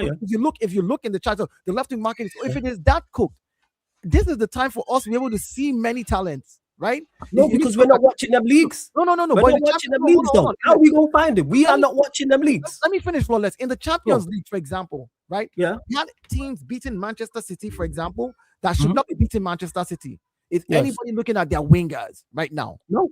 You know why? Because he might be in the Europa League. No. Listen, and we're not watching them leagues. No. You know why? They were in the Champions League, but you know why no one's looking at them? That was just one game. We don't watch that Bodo much. Glimt. The players from Bodo Glimt beat us, and then they. Because most people only watch most Premier League fans and most people comment and you're talking about only watch the Premier League. I'm not talking about the fans. I'm not talking about the fans. I'm talking about the guys who work at the club, the scouts. These guys need enough data to be able to say this player, we know that this player is capable of doing this. He's done this 4 or 5 games back to back that we've watched. We've seen videos, we've done this. They need all that data. When that data is not available, to them, they're a one-hit wonder until they can see a consistency. So some of these so-called go and scout a guy and bring him. Because I'm taking the course right now in data management for sports. I'm taking it online because I want to learn about how they're doing it. Yeah. And the reason it's hard to just, like, there's certain players, for example, this kid that we just signed, Christian Solis. Christian Solis has done the same similar numbers for the last 2 seasons in the Belgian league. When he was at Norwich, he was unable to do those type of numbers. He left Norwich, went to another club, developed a little bit, went to another, and they had followed him. And I think that's smart from you, look. I know, but it's not just only Arsenal. Many clubs had followed him. In fact, Dortmund wanted him, and he was he would have gone to Dortmund. And we all know how Dortmund find that gems. They found Erling Haaland. They saw Bellingham when he was, so Dortmund, we know how good they are to at sporting talent. The point I'm making is, if we're saying the left wing market is so cooked, this should be the easiest time for the scouts to find, better talents to actually point and go get it. But those talents are not readily available with the amount of data that they have right now. Hence why you don't take the risk of paying 40 million for a guy to come and lead your left wing, hoping that he's going to click. You want to have one of those, and then at least someone that has the experience. Because guess what? The guy that has the experience and the name, the Barcola, does not want, if we get Barcola, for example, he doesn't want Solis outshining him. So he's going to either pull up by his bootstraps and play the best he can and dig something up for himself, hopefully. And if he's crap enough and Solis feels I can topple this guy and become better than him, then Solis takes the crown. Sometimes you need that. You do need that, but 100 plus million for experience is crazy to me. But I know, we disagree on this. 100 plus million, and the plus point, the main plus point is experience is wild. Flawless. I agree with you on that money. We agree that the market is broken. So I said that's why I said I don't want to discuss the money anymore. Let's agree the market is broken. The problem is the player, even Minte's quality of the players are not even good enough. That's the problem. Go find. You telling me you don't think they can find a Minte level player for half the price? No, they can. They definitely can because he's trash, but I don't want Minte at my club. I think Minte is actually the trash one, bro. He got outscored by Jean-Paul Van Heck. You can ask Lewis. I watched Brighton beat Chelsea 3-0, and Minte was still the worst player on the pitch. He was literally running into the Chelsea defenders, and they lost. I don't know where you rated Minte. Fair enough. You just have to. I don't rate a lot of competition that night. Anyway, you know what? I like this type of debate because it opens your minds to exploring stuff. And at the end of the day, I think this all comes down to we just rate Bradley Barcola differently, and we will see. I think eventually he'll join either us or Arsenal, and when he comes to the league, we'll see. Either me and Dio are right or Flawless is right. You never know. Maybe someone last season would have said Verts is overrated. People would have called him crazy, and then look what happened in the league. And in reverse, you have signings that, maybe were unpopular, like Salah, because Flawless brought him up. They called him the Egyptian Juan Cuadrado, and then he became one of the Premier League greatest players of all time. So you never know. Even by the way, there's a possibility that Munoz and Zolis are both better than Barcola. It's a possibility. You never know. It's just, but for me, when you're at the top, like when you're Liverpool, Arsenal, the big clubs, even I'll say Man United now because you're back in the Champions League. When you're near clubs like that and you bring in a player that wear that shirt, some players buckle under the pressure, and that's the biggest problem. Because for every Salah, you also have a Usama As-Saidi and Nabil Zahar and Andy Carroll and blah blah blah. Like not everyone wears the shirt and is comfortable in the shirt. That's the problem. So let me just do these super chats for a move on. Talk about Man United. Guys, we got still 600 people in here, and we have you entertained throughout the night as well, because I'm going to send you guys to Flawless as well, and he's doing a solo Q&A after this, so it's going to be a lot of entertainment for you guys. Let's get to 200 likes. Don't forget to follow me on Instagram, link in the pinned comment, and go subscribe to all my brothers. All the links are in the description. Salam Hussam, are you not excited by the new moves? We just signed the next James from Colombia. I'm preparing myself for Minte when it happens. If Minte signs for Liverpool, I'm going to do a rant video. The problem with Flawless, I think there's another side of the argument. Flawless hasn't heard this yet, but I think for me, and everyone knows how much I dislike Darwin Núñez, I think signing Minte would be worse than bringing Núñez back for me. Damn, you really don't rate Minte first? I think Minte is legitimately trash. I don't think he's technically sound. I don't think he's good. I don't think he brings any ability. Like you see kick and run. Minte is literally kick and run. Like kick and run against slow block. I'd rather sign Madueke. Give me Madueke over Minte all day.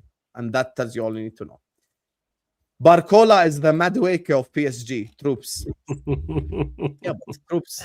Troops is he is the Messi of Madueke. I hear it, man. The art of looking busy is and he has more production than Madueke. They told you he was the best of the worst. No, Tarik, you hear what I'm hearing? That's what I said. They said he's the best of the worst.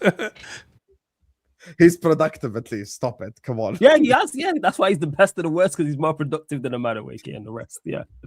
Fraud. Morgan Rogers will be good for Arsenal. Oh, wait, is what Dinishan is saying. You're such a fraud for that, Dinishan. That's so big up Dinishan, man. Arteta's dream winger is probably going to be Garnacho. I've seen Arsenal fans say they will burn the shirt if they sign Garnacho. So I know did that the fucking protest against Noni. That the fucking thing will be double the numbers. Yeah. That's going to be mental. Big up to my guy, Cal. Thank you so much, Cal, for the big donation. Appreciate you, brother. He says, the only talents that can thrive at big clubs are insane mega potential youths like Rio, Max Dauman, and Estebao. Even players like Noreira at Arsenal are upset because of minutes. Brighton and Arsenal are not the same. And to add on top of that, Rio last season, the reason why everyone's happy with him is because there was no expectations. We go into next season with expectations on Rio Gomawa. So now how will he perform with expectations? You see how, like, for me, expectations either makes or breaks players, even if they're 100 million or 0 million. Yeah, of course. When you have expectations on you, it either makes you or breaks you. I'm going to give Flores an example from 15 years ago. The reason why we didn't win the league, Federico Makeda. No expectations. What a player. With expectations, he failed every club he went to. Yeah, because we know that his quality is not of a certain level. But yeah, in regards to it, of course, but you don't have, people need to get out of the mindset of, oh, it has to be. You can sign someone who's mid-20s. You sign someone who's 23, 24, 25, 26, and come in and start for you, rather than the best of the worst. No, but again, all I'm saying, Flores, when you've already done that in that position, the next thing you want to do is you can't have do it again. No. Again, someone who's better than him, scout someone who you think is better than the guy you've just signed. Again, what you're doing here, what I'm doing as a manager, if I'm going to run that, is I'm saying I've gone and looked for raw talent, scouted talent, very, very good. We don't know how he's going to perform, but I'm also going to get somebody who has an experience of playing in this Champions League, who has played a big team, can carry the pressure and the weight, may not be as talented as who I brought in, may not be as talented, but again, I'm balancing my side with experienced players and talent. If you think that just raw talent of two players playing on one wing is going to carry the team through, I think that's a bigger risk to take as a manager. Sometimes you want a player who knows when to be experienced enough to drop back and do something and not be overzealous and try to dribble 4-5 people and give the ball away, and they play a long ball and all of a sudden they're right in behind us and they've scored. Sometimes you need a player who knows, I'm not good enough, I've been playing in this position to dribble this guy, I can pass it backwards. You need that experience and not the overzealousness. So there's supposed to be some level of balance on that wing. You can't just be like throw the baby on the bathwater. Yeah. No, it's not. But just because you're 40 EMs doesn't mean you're inexperienced. You can be experienced at some level. In Arsenal's title, your title winning side, how many players had experience getting over the line? A lot of Kai Havertz had won the Champions League. Okay, Kai. Hold on. Victor Gyökeres had won from where he was coming from. Gyökeres, the Portuguese league. Go on. Yeah, I can list players in my team. So let's keep going. So Havertz Champions League. Gyökeres won the Portuguese league. What else? Gyökeres had won the Portuguese league. Noni has won with Chelsea before. Wasn't a mainstay. But go on. No, but you're saying the man. Okay, no. I'm asking. No. Carry on. So Madu. To be fair, Noni in the Conference League played a lot. Yeah, we're not doing Conference League shit. Again, my point. Lewis, can you stop? You're embarrassing with this Conference League trash. Stop it. I didn't bring Noni up. He did. Any of our B teams can win Conference League. No, I hear all of that, but he brought up Noni. I did. You said who's won? John Marino, Martin. Conference League winners. Blame him. So we've got Havertz Champions League. We've got Madueke Conference League. Declan Rice Conference League. Declan Rice, Mikel Merino, Zubimendi. What did Merino win? What did Merino win? Zubimendi with Real Sociedad, they won the Spanish Copa de la Rio. Okay, so you can. So my point is, you can bring in players who have won these things by the Champions League, Conference League, Portuguese League, Spanish FA Cup. Because your question was which of these players that you had won anything? And I said they've won in other things. So I asked you to list them. Saliba won in the French league before. What did Saliba win? I'm asking genuinely. He's a French. The French version of the FA Cup. No, we're talking players who have won domestic cups elsewhere. All right, so go find players who have won. Now you're saying domestic club.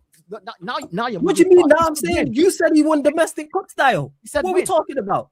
No, yes, and I agree. And again, it's not a criticism. I said anything and I asked you what, and you said, so I'm saying bring in players who are 40, 50, 60 million, who are mid-20s, who have won the Portuguese league or the Portuguese league equivalent, domestic cups in France, domestic cups in Spain, etc. That's what I'm saying. Hold on. No. But again, let me answer the question. We just did that. Christian Solis won with Club Brugge in Belgium. That's what we brought. We brought in a 23-year-old winger who just won in Club Brugge. That makes sense. Now go get another. I'm in agreement with that. Go sign another one. But that's my point, though. Now you've done that, what you've done. Why do I need to double up on the same thing when I can actually bring in a go get better? Go get better. I'm saying get better. Listen, if there's no better available for me, there's no better available. There's no one better available than Christian Solis. Is what you're telling me now. I said if there's no better available for me. I'm asking you the question. Do you believe you can get someone who's better than him? Again, I'll ask you the question again. Do you believe there's someone you can get as a better left winger than Christian Solis? Listen, of that ilk, no. So you think he's the best of the best? There's people available. You just don't think you can get them. Is what you're saying? Hold on. What there's I'm no one better in football. I am about to break your bubble right now. Christian Solis has the best numbers in all of Europe as a left winger at the level that you're talking about. Europe all of football? No. Again, this is where I'm shopping first. So let's start from where I'm shopping from. Why can't we shop everywhere? Hold on. I'm not saying you can, and I'll give you the numbers elsewhere. I'm running them. Why are we going straight off of numbers? Because if you're going off numbers, Barcola over Kvaratskhelia. If we're going off of numbers, Barcola's above Kvaratskhelia. So let's stop going with numbers. Because Barcola outdid Kvaratskelia's numbers, and we know who's the better player, don't we? Stop with this, man. This is a lazy argument, man. It's a lazy argument to go off of numbers, because off of numbers, Barcola's better than Kvaratskhelia. You just said. But we disagree on eye test. I think Barcola's good on the eye as well. You just said who's. No, forget eye test. I'm saying Kvaratskhelia is clear of him, and it's not even close. But if we go off numbers, we know who's better. If we're going off numbers, let's not bring up the Kvaratskhelia thing again. But go back to the dial. You asked the question. Yes. Right? You said, why can't you go and get two or somebody who's better than Solis? And I said, right now in all of Europe, when it comes to eye test and it comes to the numbers, he tops the chart for left wingers. Where's the metrics? Wait, where's the metrics for eye test for these wingers? Who's done the eye test on these wingers? You don't watch you watch the winger. You go watch his game. Go watch how he plays. I don't know. I've not just him. We say all the other left wingers in Europe, and he's the best. Listen, we can't just say things like that. His numbers are the best. His numbers are the best though. For that level. Okay, cool. I'm not disputing his numbers. You said eye test. You don't know, Dial. You said eye test. That is incorrect, Dial. Yeah, again. So he passes the eye test because he looks good when he plays. He just doesn't have numbers. I never said about passing the eye test. You said he's the best on the eye test in Europe. I disagree with that. Actually, let me not disagree with that. I don't know. His numbers are the best, and he passes the eye test. So if how old is Solis? Solis is 23. Okay, cool. So you can't. So and when you say he's the best in his age group, we're saying, right? I'm saying like as a left winger, young. Who's he got better numbers? What age group are you talking to? 23 to what? Are we saying 23 and under? So you're telling me there's not a 25-year-old with better numbers than him? Who's deemed better than him right now? You can join and start for Arsenal, but it's Barcola or bust. All these hundreds of thousands of players applying their trade. You see what you're doing? I never said Barcola or bust. No, that's the way we're portraying. What you asked for has been done in Christian Solis. You said go scout a player that is good enough that can come in, that has won, that has a winning mentality, has won in another league. All of those criteria, this player matches. This player already matches. At 23, he's not the only one. He's not the only one, Dial. He's not the only one, though. I'm not saying it's the only one. Then cool. So go sign another one then. Why go sign another one who's older and better? Why do I have to sign? That's the point I made. Go sign another one who's older and better. You know what you've done? You keep moving the goalposts. You asked for something to be done. It's been done. Now I'm saying to you, you asked for something to be done. Every criteria that you listed has been met by this one player already. Again, go and sign another one. I'm saying sign two. I said go and sign another one. I said go and sign another one who's better than him, and you told me no one's better. You told me no one's more likely to fail than succeed. You told me no one. You told me no one's the best right now. You're asking to go sign numbers best off of what? What's the metric? 23 and under.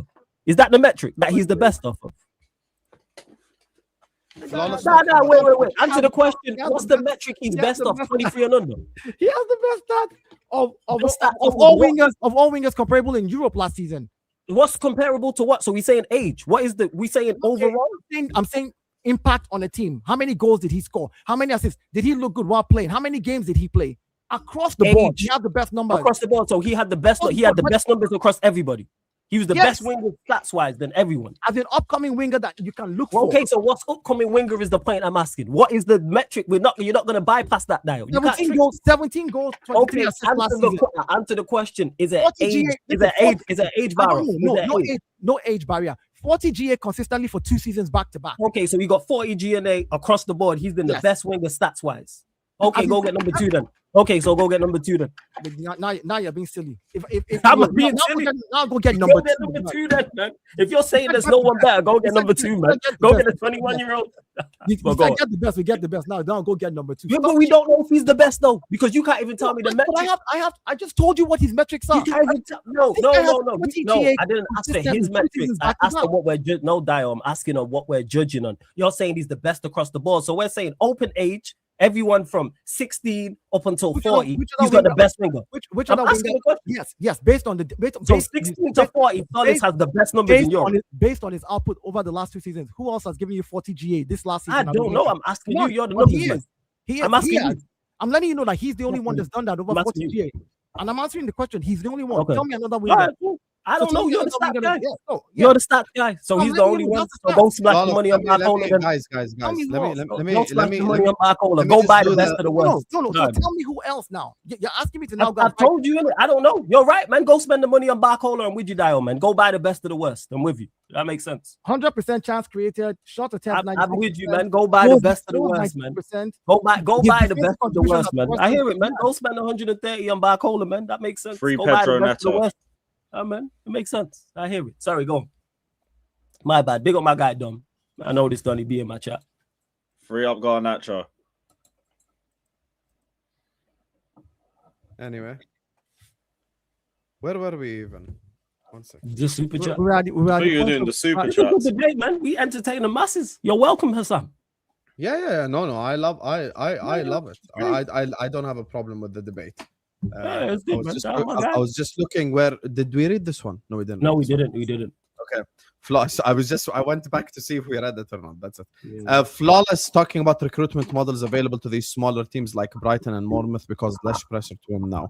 I think the pressure element is the thing that I just think is different in this. I'm gonna use the most successful club in the world. Look, Real Madrid signed Tchouaméni, Camavinga, Valverde. Players that no one really rated that highly at the time. Flawless is right. The other part of that Flawless is leaving out of the equation is they signed them with Modric there and Kroos there and Casemiro there. What I'm trying to explain to Flawless and is not that I disagree with his overall point. What I'm trying to tell Flawless is Salah has already left my club. So I can't bring someone and let like the other guy teach him and show him the ropes and shit like this because that guy's gone now. I need someone to step into his own shoes to begin with. The reason why what Real Madrid did is smart is they didn't just bring in Camavinga, Tchouaméni and go like start and cook and do this. No, they kept their elite players, and that's why now Tchouaméni, Camavinga, and Valverde are the elite players. They're the elite players. So that's the difference that it makes. For me, the reason why Liverpool can't sign 2 whatever Munozes or Zolases or whatever, the reason why we can't do 2 is because you would have a lack of experience, number one, and you would have way too big expectations, even on 2 players to handle, because the player has to come in with a certain level of which none of them are that are available right now. And that's where I disagree, like in regards to it. I think they could be, again, good. Like you mentioned there, Salah. No one expected Salah to do what he did for Liverpool. Okay, can I use a different example? Did Salah not join and start straight away at Liverpool and perform to a good level? Yeah, but here's the thing: Roma Salah today would cost 100 million. That's the issue. Again, I'm pointing it out, but he's not the only one. Okay, but like he wasn't. Salah obviously is an exceptional rule because he was he wasn't Serie A team of the season. An exceptional player, but the point is I'm making is forget the price. I'm talking about nobody seen that. That's the point I'm making. People would have made that argument. Why Liverpool signing Salah? He failed at Chelsea. He's done well at Roma, but it's not going to translate to the Premier League. And he turned out to be one of your greatest ever players in the Premier League era. I'm not even asking for that. I'm just saying good. I'm saying because I understand a good player. Even a different example, Caicedo. Yeah. Caicedo was signed from Ecuador straight to Brighton. I legitimately believe there is a case to be made that Caicedo, even though I don't rate him as high as some Chelsea fans do, I don't think he would be the player that he is today had he walked straight into Chelsea. Because then he would have way more criticism and way more expectations. How old was he when he joined Brighton? Way less minutes in general to develop even at Brighton. How old was he when he joined Brighton? I probably would say under 20, 21 Okay, maybe. so Probably 19, 20. He was there for like 2-3 seasons. To Dio's point, I'm saying it actually signs people who actually have some experience and are older. Yes, I'm not excluding that. I'm just saying not every player costs 100 M's. Not necessarily. Oh, okay, no problem. So you're saying on the right hand side, sign Bowen for 50 and Munoz for 50. Here's the problem with even Bowen wouldn't cost 50, but yes, that's my overall point. Yeah, okay. So let's say Bowen and Munoz was the signings for Liverpool this season. Even then, with Bowen's Premier League experience, so he would mitigate the experience risk. Bowen does not make you challenge for the league. Barcola doesn't necessarily make you challenge for the league, but he gives you a possibility of challenging for the league. I don't know about that. It's a possibility, even though it's a risk. It might happen. Well, yeah, like in regards to it, like if you're looking at left with like Ndai is like if they're talking Ndai is what 40-50 million less. I can die, but yeah, you wouldn't sell. But to Arsenal's point, Everton like, wouldn't sell to us. They're different players. But I don't think he's 40-50 million worse. Yeah, but Everton wouldn't sell to us. That's the problem. No, to Liverpool, I'm saying. I'm talking about Arsenal, even though he's different. And that is to Arsenal, they sell him to Arsenal. Let me ask you a question. You think that it ain't always? Let me ask you I want to move on from the topic. Let me read these last three, please, because I want to move on. All right, go on. It ain't always skills, but how he handles pressure. Yes, agreed. I'm not saying it's easy, by the way. Went to Chelsea from Man City, experience, managed under Pep, knows pressure. He went in and he took the keys at Chelsea. He took over, you know. And this is the thing. Barcola could have a Palmer-like season where he comes to Liverpool and he takes over and becomes the guy. The problem is when you bring in a kid like this, you know, his expectations, and even if he's 25, 26, maybe he is overwhelmed, you know, by the expectations. That's the thing. Roger Stinker at the N5 gonna hit like crack. Of course, you're gonna say that now. I don't know what crack hits like. I'm just gonna say this as well, real quick. Hey. That this guy we keep big up though, man. Hey, the double celebration right here too. Barcola we keep talking about is so cringe, by the way. Oh, God. We're all gonna be doing it. Rogers and Palmer doing this together is gonna be so cringe, bro. A little João Pedro in the background. Sam as an smiling. Look, I've not seen Lewis light up like this in a minute, yo. Look bro, he's never been this happy on a stream in 9 months, bro. Like this guy's smiling. Bro, we lost 6 in a row. You know.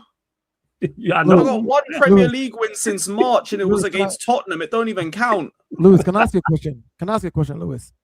No, what are you saying, bro? What if you guys come like 12th at the end of the season again this year? I don't want to think about that. No, just let's. I mean, that's what happened to Liverpool. I don't want to think. They spent a lot of money and got worse. I know. I've been there, but no, this is the first time we've had a transfer like. I wasn't even talking to you. I was talking to him. You weren't supposed to hear that. You weren't supposed to hear that. I appreciate you. Thank you for reminding me for the 500th time that we've spent 450 million failed. I didn't know you could hear me. As an Evertonian looking out for my fellow scout brothers, how would you fancy Dwight McNeil 45? See flawless why I want Barcola. Dwight McNeil 45 million. Mente 80 million, bro. Just because the deal's bad and then you get offered a worse deal doesn't make the bad deal good. Like no, they're both not good deals, man. Like both not good deals. One is significantly worse. Did you take Grealish? Just so everyone knows, if we sign Mente, I promise you it's going to be worse than the Zubimendi reaction. And that's my most viewed live stream. So that tells you all you need to know. If Yakuba Mente is wearing a Liverpool shirt by the end of this transfer window, shit is going to go down on YouTube. I promise. You see No Context Fan TV, they're going to see me twice off of the same video. So, yeah. Just before we... I want to just talk about this topic just a little bit because I want to hear Flaw's opinion on it, and then we're gonna wrap up because we have to wrap up. We're going for so long. Man United topic, Habibi, Flawless. Obviously you've signed Santos, you've signed Tielemans, linked to Manu Kone.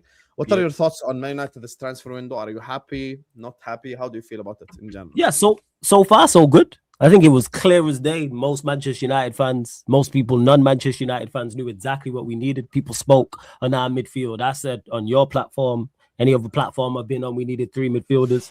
People have said we needed a left back. The club seemed pretty adamant on signing a left winger as well. I still think we need a centre back as well. But in regards to the window so far so good. We needed 3 different profiles in our midfield because the only actual central midfielder we have of any quality is Mano. Even Agate before we got the bad injury, not good enough. Mount always gets injured anyway and is not good enough and is far from a pivot player. We needed 3 profiles. We needed someone who was a mix of defensive prowess and on the ball in regards to, from a physicality standpoint, mobile, tenacious, can tackle, but also technically good, who's slightly younger. Then we needed a deep lying playmaker or a tempo setter, someone who can progress the ball through the lines. This is my preference, by the way, people. Someone who can do that. And then we needed someone with more defensive prowess, who's more of a physically dominant in the midfield, I would say, and can win duels, etc., and get the best out of Mano and get the best out of the deep line playmaker as well. And we got 2 of those 3. Santos, we signed 50 million. No issue with it whatsoever. He'll be backup. He fits one of them profiles that I mentioned. Technically sound, can cover ground, etc. Been in the Premier League. You don't have to worry about him getting acclimatized to the league. More importantly, or actually equally as important, you don't have to worry about him acclimatizing to the country. He's down the road. He's been there a season. Tielemans is a steal. That is an absolute phenomenal signing because of the price. 35 million for Youri Tielemans, who's been one of the best midfielders. Technically, what he brings, I mentioned it there, progressing the ball. Something we lack heavily in our midfield. Being able to progress the ball from the defensive third into the middle third, or the middle third into the final third. Don't, again, Premier League proven. Don't have to, speaking of experience, that in abundance, but it's experience with quality. Been in the last stages of the Champions League, just won the Europa League. He's been one of the better players, better midfielders in the Premier League as well. And again, 35 million. I reiterate that because price points matter to me. I don't deal with this whole transfer market you must pay. Nah, leave the player there. As much as I wanted Mateus Fernandes, as much as I wanted Sandro Tonali, I'm not willing to pay those prices. I was dead against it from the jump. I heard 85 million for Fernandes. I heard 90 odd million for Tonali. Leave him there. I'm cool. People keep saying, oh, well, you won't get the players. Calm. Go elsewhere. And all of a sudden, no value in the market, people was telling me. And we signed 2 players for 85 million. And Kone's looking like he's going to be, they're saying 40 to 45 million. So for all these no value in the market people and you can't sign players, potentially, and I say that because I don't know about Kone yet, you're saying 3 midfielders for 120 million, who I'll add what we need, improve us without doubt, and it's 120 million, and much cheaper than I expected just our midfield rebuild to be. Of course, we need a left back, important, desperately need a centre back, even before Martinez's injury as well. But so far, so good. And United have been recruiting well, and that's one thing this ownership has done. The best thing they've done since they got here is in regards to the recruitment and players they've bought, etc. So that's where I'm at with it. Again, Tielemans, that one is the one I look at and I go, hey, credit, props, major props for that one. I think the only one from the players you mentioned that I think is actually I rate him highly is Tonali. The rest I think probably isn't worth it. I agree with you. I don't think Elliot Anderson is worth that much money. Matheus Fernandes is definitely not worth that much money at all, by the way. I think that's the wrong signing for all reasons that much money. I rate Tonali, though. I do believe he's a difference maker. And once again, he brings in that experience as well because he's won stuff at Italy and he's done... I think he was there in the Euros team, no? Yeah, he was in the Euros. Yeah, he was. He started next to Jorginho. And let me just clarify. I think all the midfielders are good. Like Mateus Fernandes, Elliot Anderson. I think they're good midfielders. I don't rate Mateus Fernandes per se, but fair enough. You know, and I think Elliot Anderson is literally another version of Henderson. I just don't think he's anything special, I'll be honest with you. But I think you're going... But what do you think about Declan Rice? I'm not suggesting that they're the same player because they're not the same player. No, they are. They actually are. I think. Well, but I think. Go ahead. I think Declan Rice is a more technical Elliot Anderson. I think I would disagree with that completely. As a matter of fact, I think that as far as technical, I think Elliot Anderson has shown his technical ability. I think his passing range is just as big, if not bigger, than Declan Rice's. I think you're going to be surprised when the midfield. And again, I don't want to move away from United, so I don't want to steal this. But that midfield of Rodri, Elliot Anderson as the base, and then Cherky up top. That's gonna feed families, man. Come on. I agree that it's a balanced midfield. Elliot Anderson as an individual, I think Declan Rice is the more technical version of him. Like I just don't think Elliot Anderson for me is not even a jack of all trades. He's like a 7 of all trades. I think he's very good like an athlete, but I don't think he does anything at an elite level. I think he's just 7 all over. The one advantage he has right now is he's younger than Declan Rice and his ceiling can be higher. So he's always going to definitely improve. That I can say. But right now, if you're saying that he's better than Declan Rice, I beg to differ. So yeah, I wasn't trying to suggest. I'm responding to the chat room like a lot of times when I speak. I'm not saying that you said that though. I'm not putting that on you. But I mean, he's younger. He's a very talented player, and I think he's going to reach like amazing heights. Again, playing alongside people like Rodri and playing alongside players like that, you can only get better. I'm already with the talent that you have. So yeah, of course, and he suits them. But I'm just saying in terms of him individually, that's it. Yeah, because Flawless is talking about how much players are worth. Look, Elliot Anderson doesn't do a single one thing special on the pitch for him to cost that much money. You know, it's not like Elliot Anderson last season scored 18 goals from midfield and was an elite goal scorer. It's not like he had 18 assists and he was unbelievable creatively. Like, I think he's a solid player. He's good at multiple things, but I don't think he's elite or special at a single trait. That's it. So I'm not insulting the guy. I just think he's good at everything, basically. Like I just don't think he's elite at anything, basically. Oh, that's well, obviously they spend the money. And again, I think he's elite at ball carrying, and he's an elite at set pieces. And overall, I think Declan Rice ball delivery is slept on. I think he's a very good deliverer of the ball as well, Declan Rice. Like in terms of crosses and stuff like this, I think he got uncovering ground as well. He's uncovering ground with his defense, like his defensive contributions. Yeah, I think his defensive prowess is very good. And then also crashing the box. Declan Rice is pretty good at crashing the box. I think a lot of times it's easy to just honestly be very tribal and just say, oh yeah, this guy is better. No, I mean. Again, Anderson has to come and prove it right now at City because now this is a big club, this is a big name, this is a big shirt that you're going to be putting on. So you have to come and prove it. Declan Rice did that proof, and he did it from West Ham to Arsenal, and he won us the league. He's probably one of the main reasons why we were able to win the league last season. You know, when he was saying things like it's not over, and people were trying to diss him and say, "Oh, Declan Rice is being performative," but he meant what he said, and he was right. That's the mentality of a player that wanted to win. So again, for me, he is one of the reasons. So yeah, so I think honestly needs to come and prove it. He's younger and he's going to get better. That I think. Paul, respectfully, if you haven't watched the player, it's okay to ask questions, but you can ask Flawless right now about young James Milner at Leeds, and he'll tell you that this is a horrible comparison. Young James Milner was on point. Like, don't ever get him mistaken. People think of him being older because late 30s, like 40s, and that. Like Milner was on point. But yeah, in regards to it, like I said, everyone's different in that how they look at things transfer wise. And I've been saying this about United. You can go back and check. I've been saying this all summer long, as much as people will disagree with me about it in regards to. I had many people, United fans, telling me, "Oh, we should just pay the money for Fernandes. Oh, we should just pay the money for Tonali. We should just overpay." No, and that's a terrible way to do business. I don't think you should just overpay. I think you look elsewhere. And then we got Santos and we got Tielemans for a combined 85 million before you go to Tarik. And I ain't seen certain people since. Certain people have not been in my chat since we signed Tielemans. Since they told me all summer long, all World Cup long, that there's no value and we can't sign anybody. Oh, I love these type of people that spend the whole time going against you, and then the moment it happens, they disappear. This is, and I'm not even gonna ask for apologies. Like, I'm just gonna be like, all right, what's your thoughts on it? That's what I want to know. But yeah, go on, Tarik.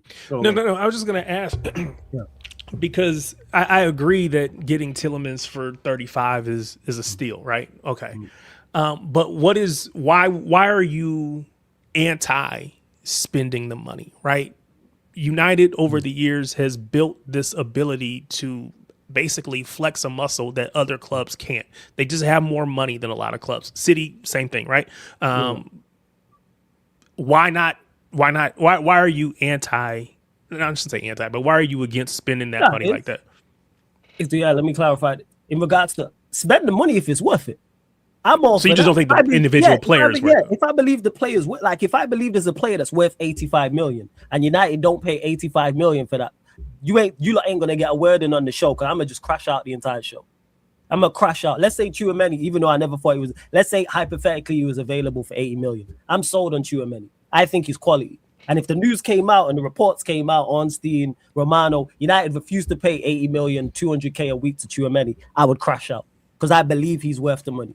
I'm all about is the player. That's why I'm not with the overpaying. No, dude, pay what the player's worth or get him cheaper as the buying club. Again, if you're the selling club, that's smart. I've said what Palace and Forest and all these other teams are doing is correct. I would charge these big fees because guess what? You're gonna get the more often than not. You're gonna get the money. I would do the same thing. Yeah, get what you asked for. But I'm all about paying for the player if he's worth it. So if I believe a player's worth 80 million, I go pay the 80 million. I just don't think that was Mateus Fernandes. I don't think Tonali was worth what he was. Even though again, I rate these players and they're players I would have liked to have seen at Manchester United. I said this. I'm on record. Would you like Mateus Fernandes? Yes. For 85 million, no, but you're not gonna get him then. All right, cool. Keep it stepping. Like I'm not gonna lose. I just want to say this about. Let me just ask Floss a question about United. Very important. Let's say you do get Manu Kone. What do you do after that for you to consider it like a very good window? We need a left back and a centre back. Then you go and sign Pep. Desperately need a left back and a centre back. I don't like my back. Lewis Hall, I'm assuming. Lewis Hall would be great. Lewis Hall would be fantastic. That's the left back I've looked at and went, yeah, it makes sense. The age he's at, the quality, his current level, where he could get to, what he adds to us defensively, what he adds to us offensively, because our back line is not it. I've been saying, let me clarify that. Our starting back line is not it. Maguire, Martinez, Delo and Shaw stinks. I don't like it whatsoever. Nowhere near good enough. So therefore, improve it. So if we can get a centre back, if we can get a left back, then I can go, all right, cool. But the club seem left back, left winger, that seems to be what they're, like I said, they're adamant about. We'll see. But I like how it's going so far. I just want to say that with the whole Declan Rice talk of from last season, people should go easy on my boy. He played a lot of minutes. So he did.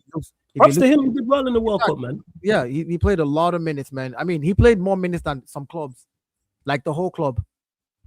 You know, Anderson played 3,000 something minutes. Declan Rice played about 5,400 minutes. Yeah, because of the Champions League and the title race. But my point is that he played a lot of minutes and he kept up with it. So my point is, you have to. I have to, because again, now that Elliot Anderson is coming. But be careful, because you might be setting a trap for yourself if he gets injured this season. I hear you. That's why they want Bruno Guimaraes. Tarik, I hear you. Exactly. Tarik, I hear you. What I'm saying is, when Elliot comes to Man City and he's playing in 4 tournaments and playing that amount of minutes, then I want to see how you're going to perform as well. If fatigue is going to kick in, if this is going to kick in, because Declan has showed it, and he's played through pain, he's played through all of that, and carried the club and carried the team. So again, I just think that the comparisons are really unfair because of the different situations that they're both in. Great player, Elliot Anderson, but he still has to prove it. He played 3,000 something minutes for Nottingham Forest. That's nothing compared to. We'll see. Time will tell. Let me just read these before we get out of here. Lewis, Dan Housen, and Drake cursed Argentina. Yeah, don't let Rodgers, Palestra done. Lacroix. Hopefully, uncurses my club. By the way, I think Wharton would suit Chelsea like a glove. We'll go for Enzo leaves. Shin kicker next to you and you passing the ball. Perfect combination right there. Enzo got to go, and we're gonna go for Wharton. To be fair, I couldn't keep my face straight saying 45 million for McNeil. Will be like to get 10 million. I promise you right now, Liverpool are not going to sign Dwight McNeil, so you're safe. Your Toyota is safe, brother. I promise you, your Toyota is safe. You ain't got nothing to worry about, so yeah.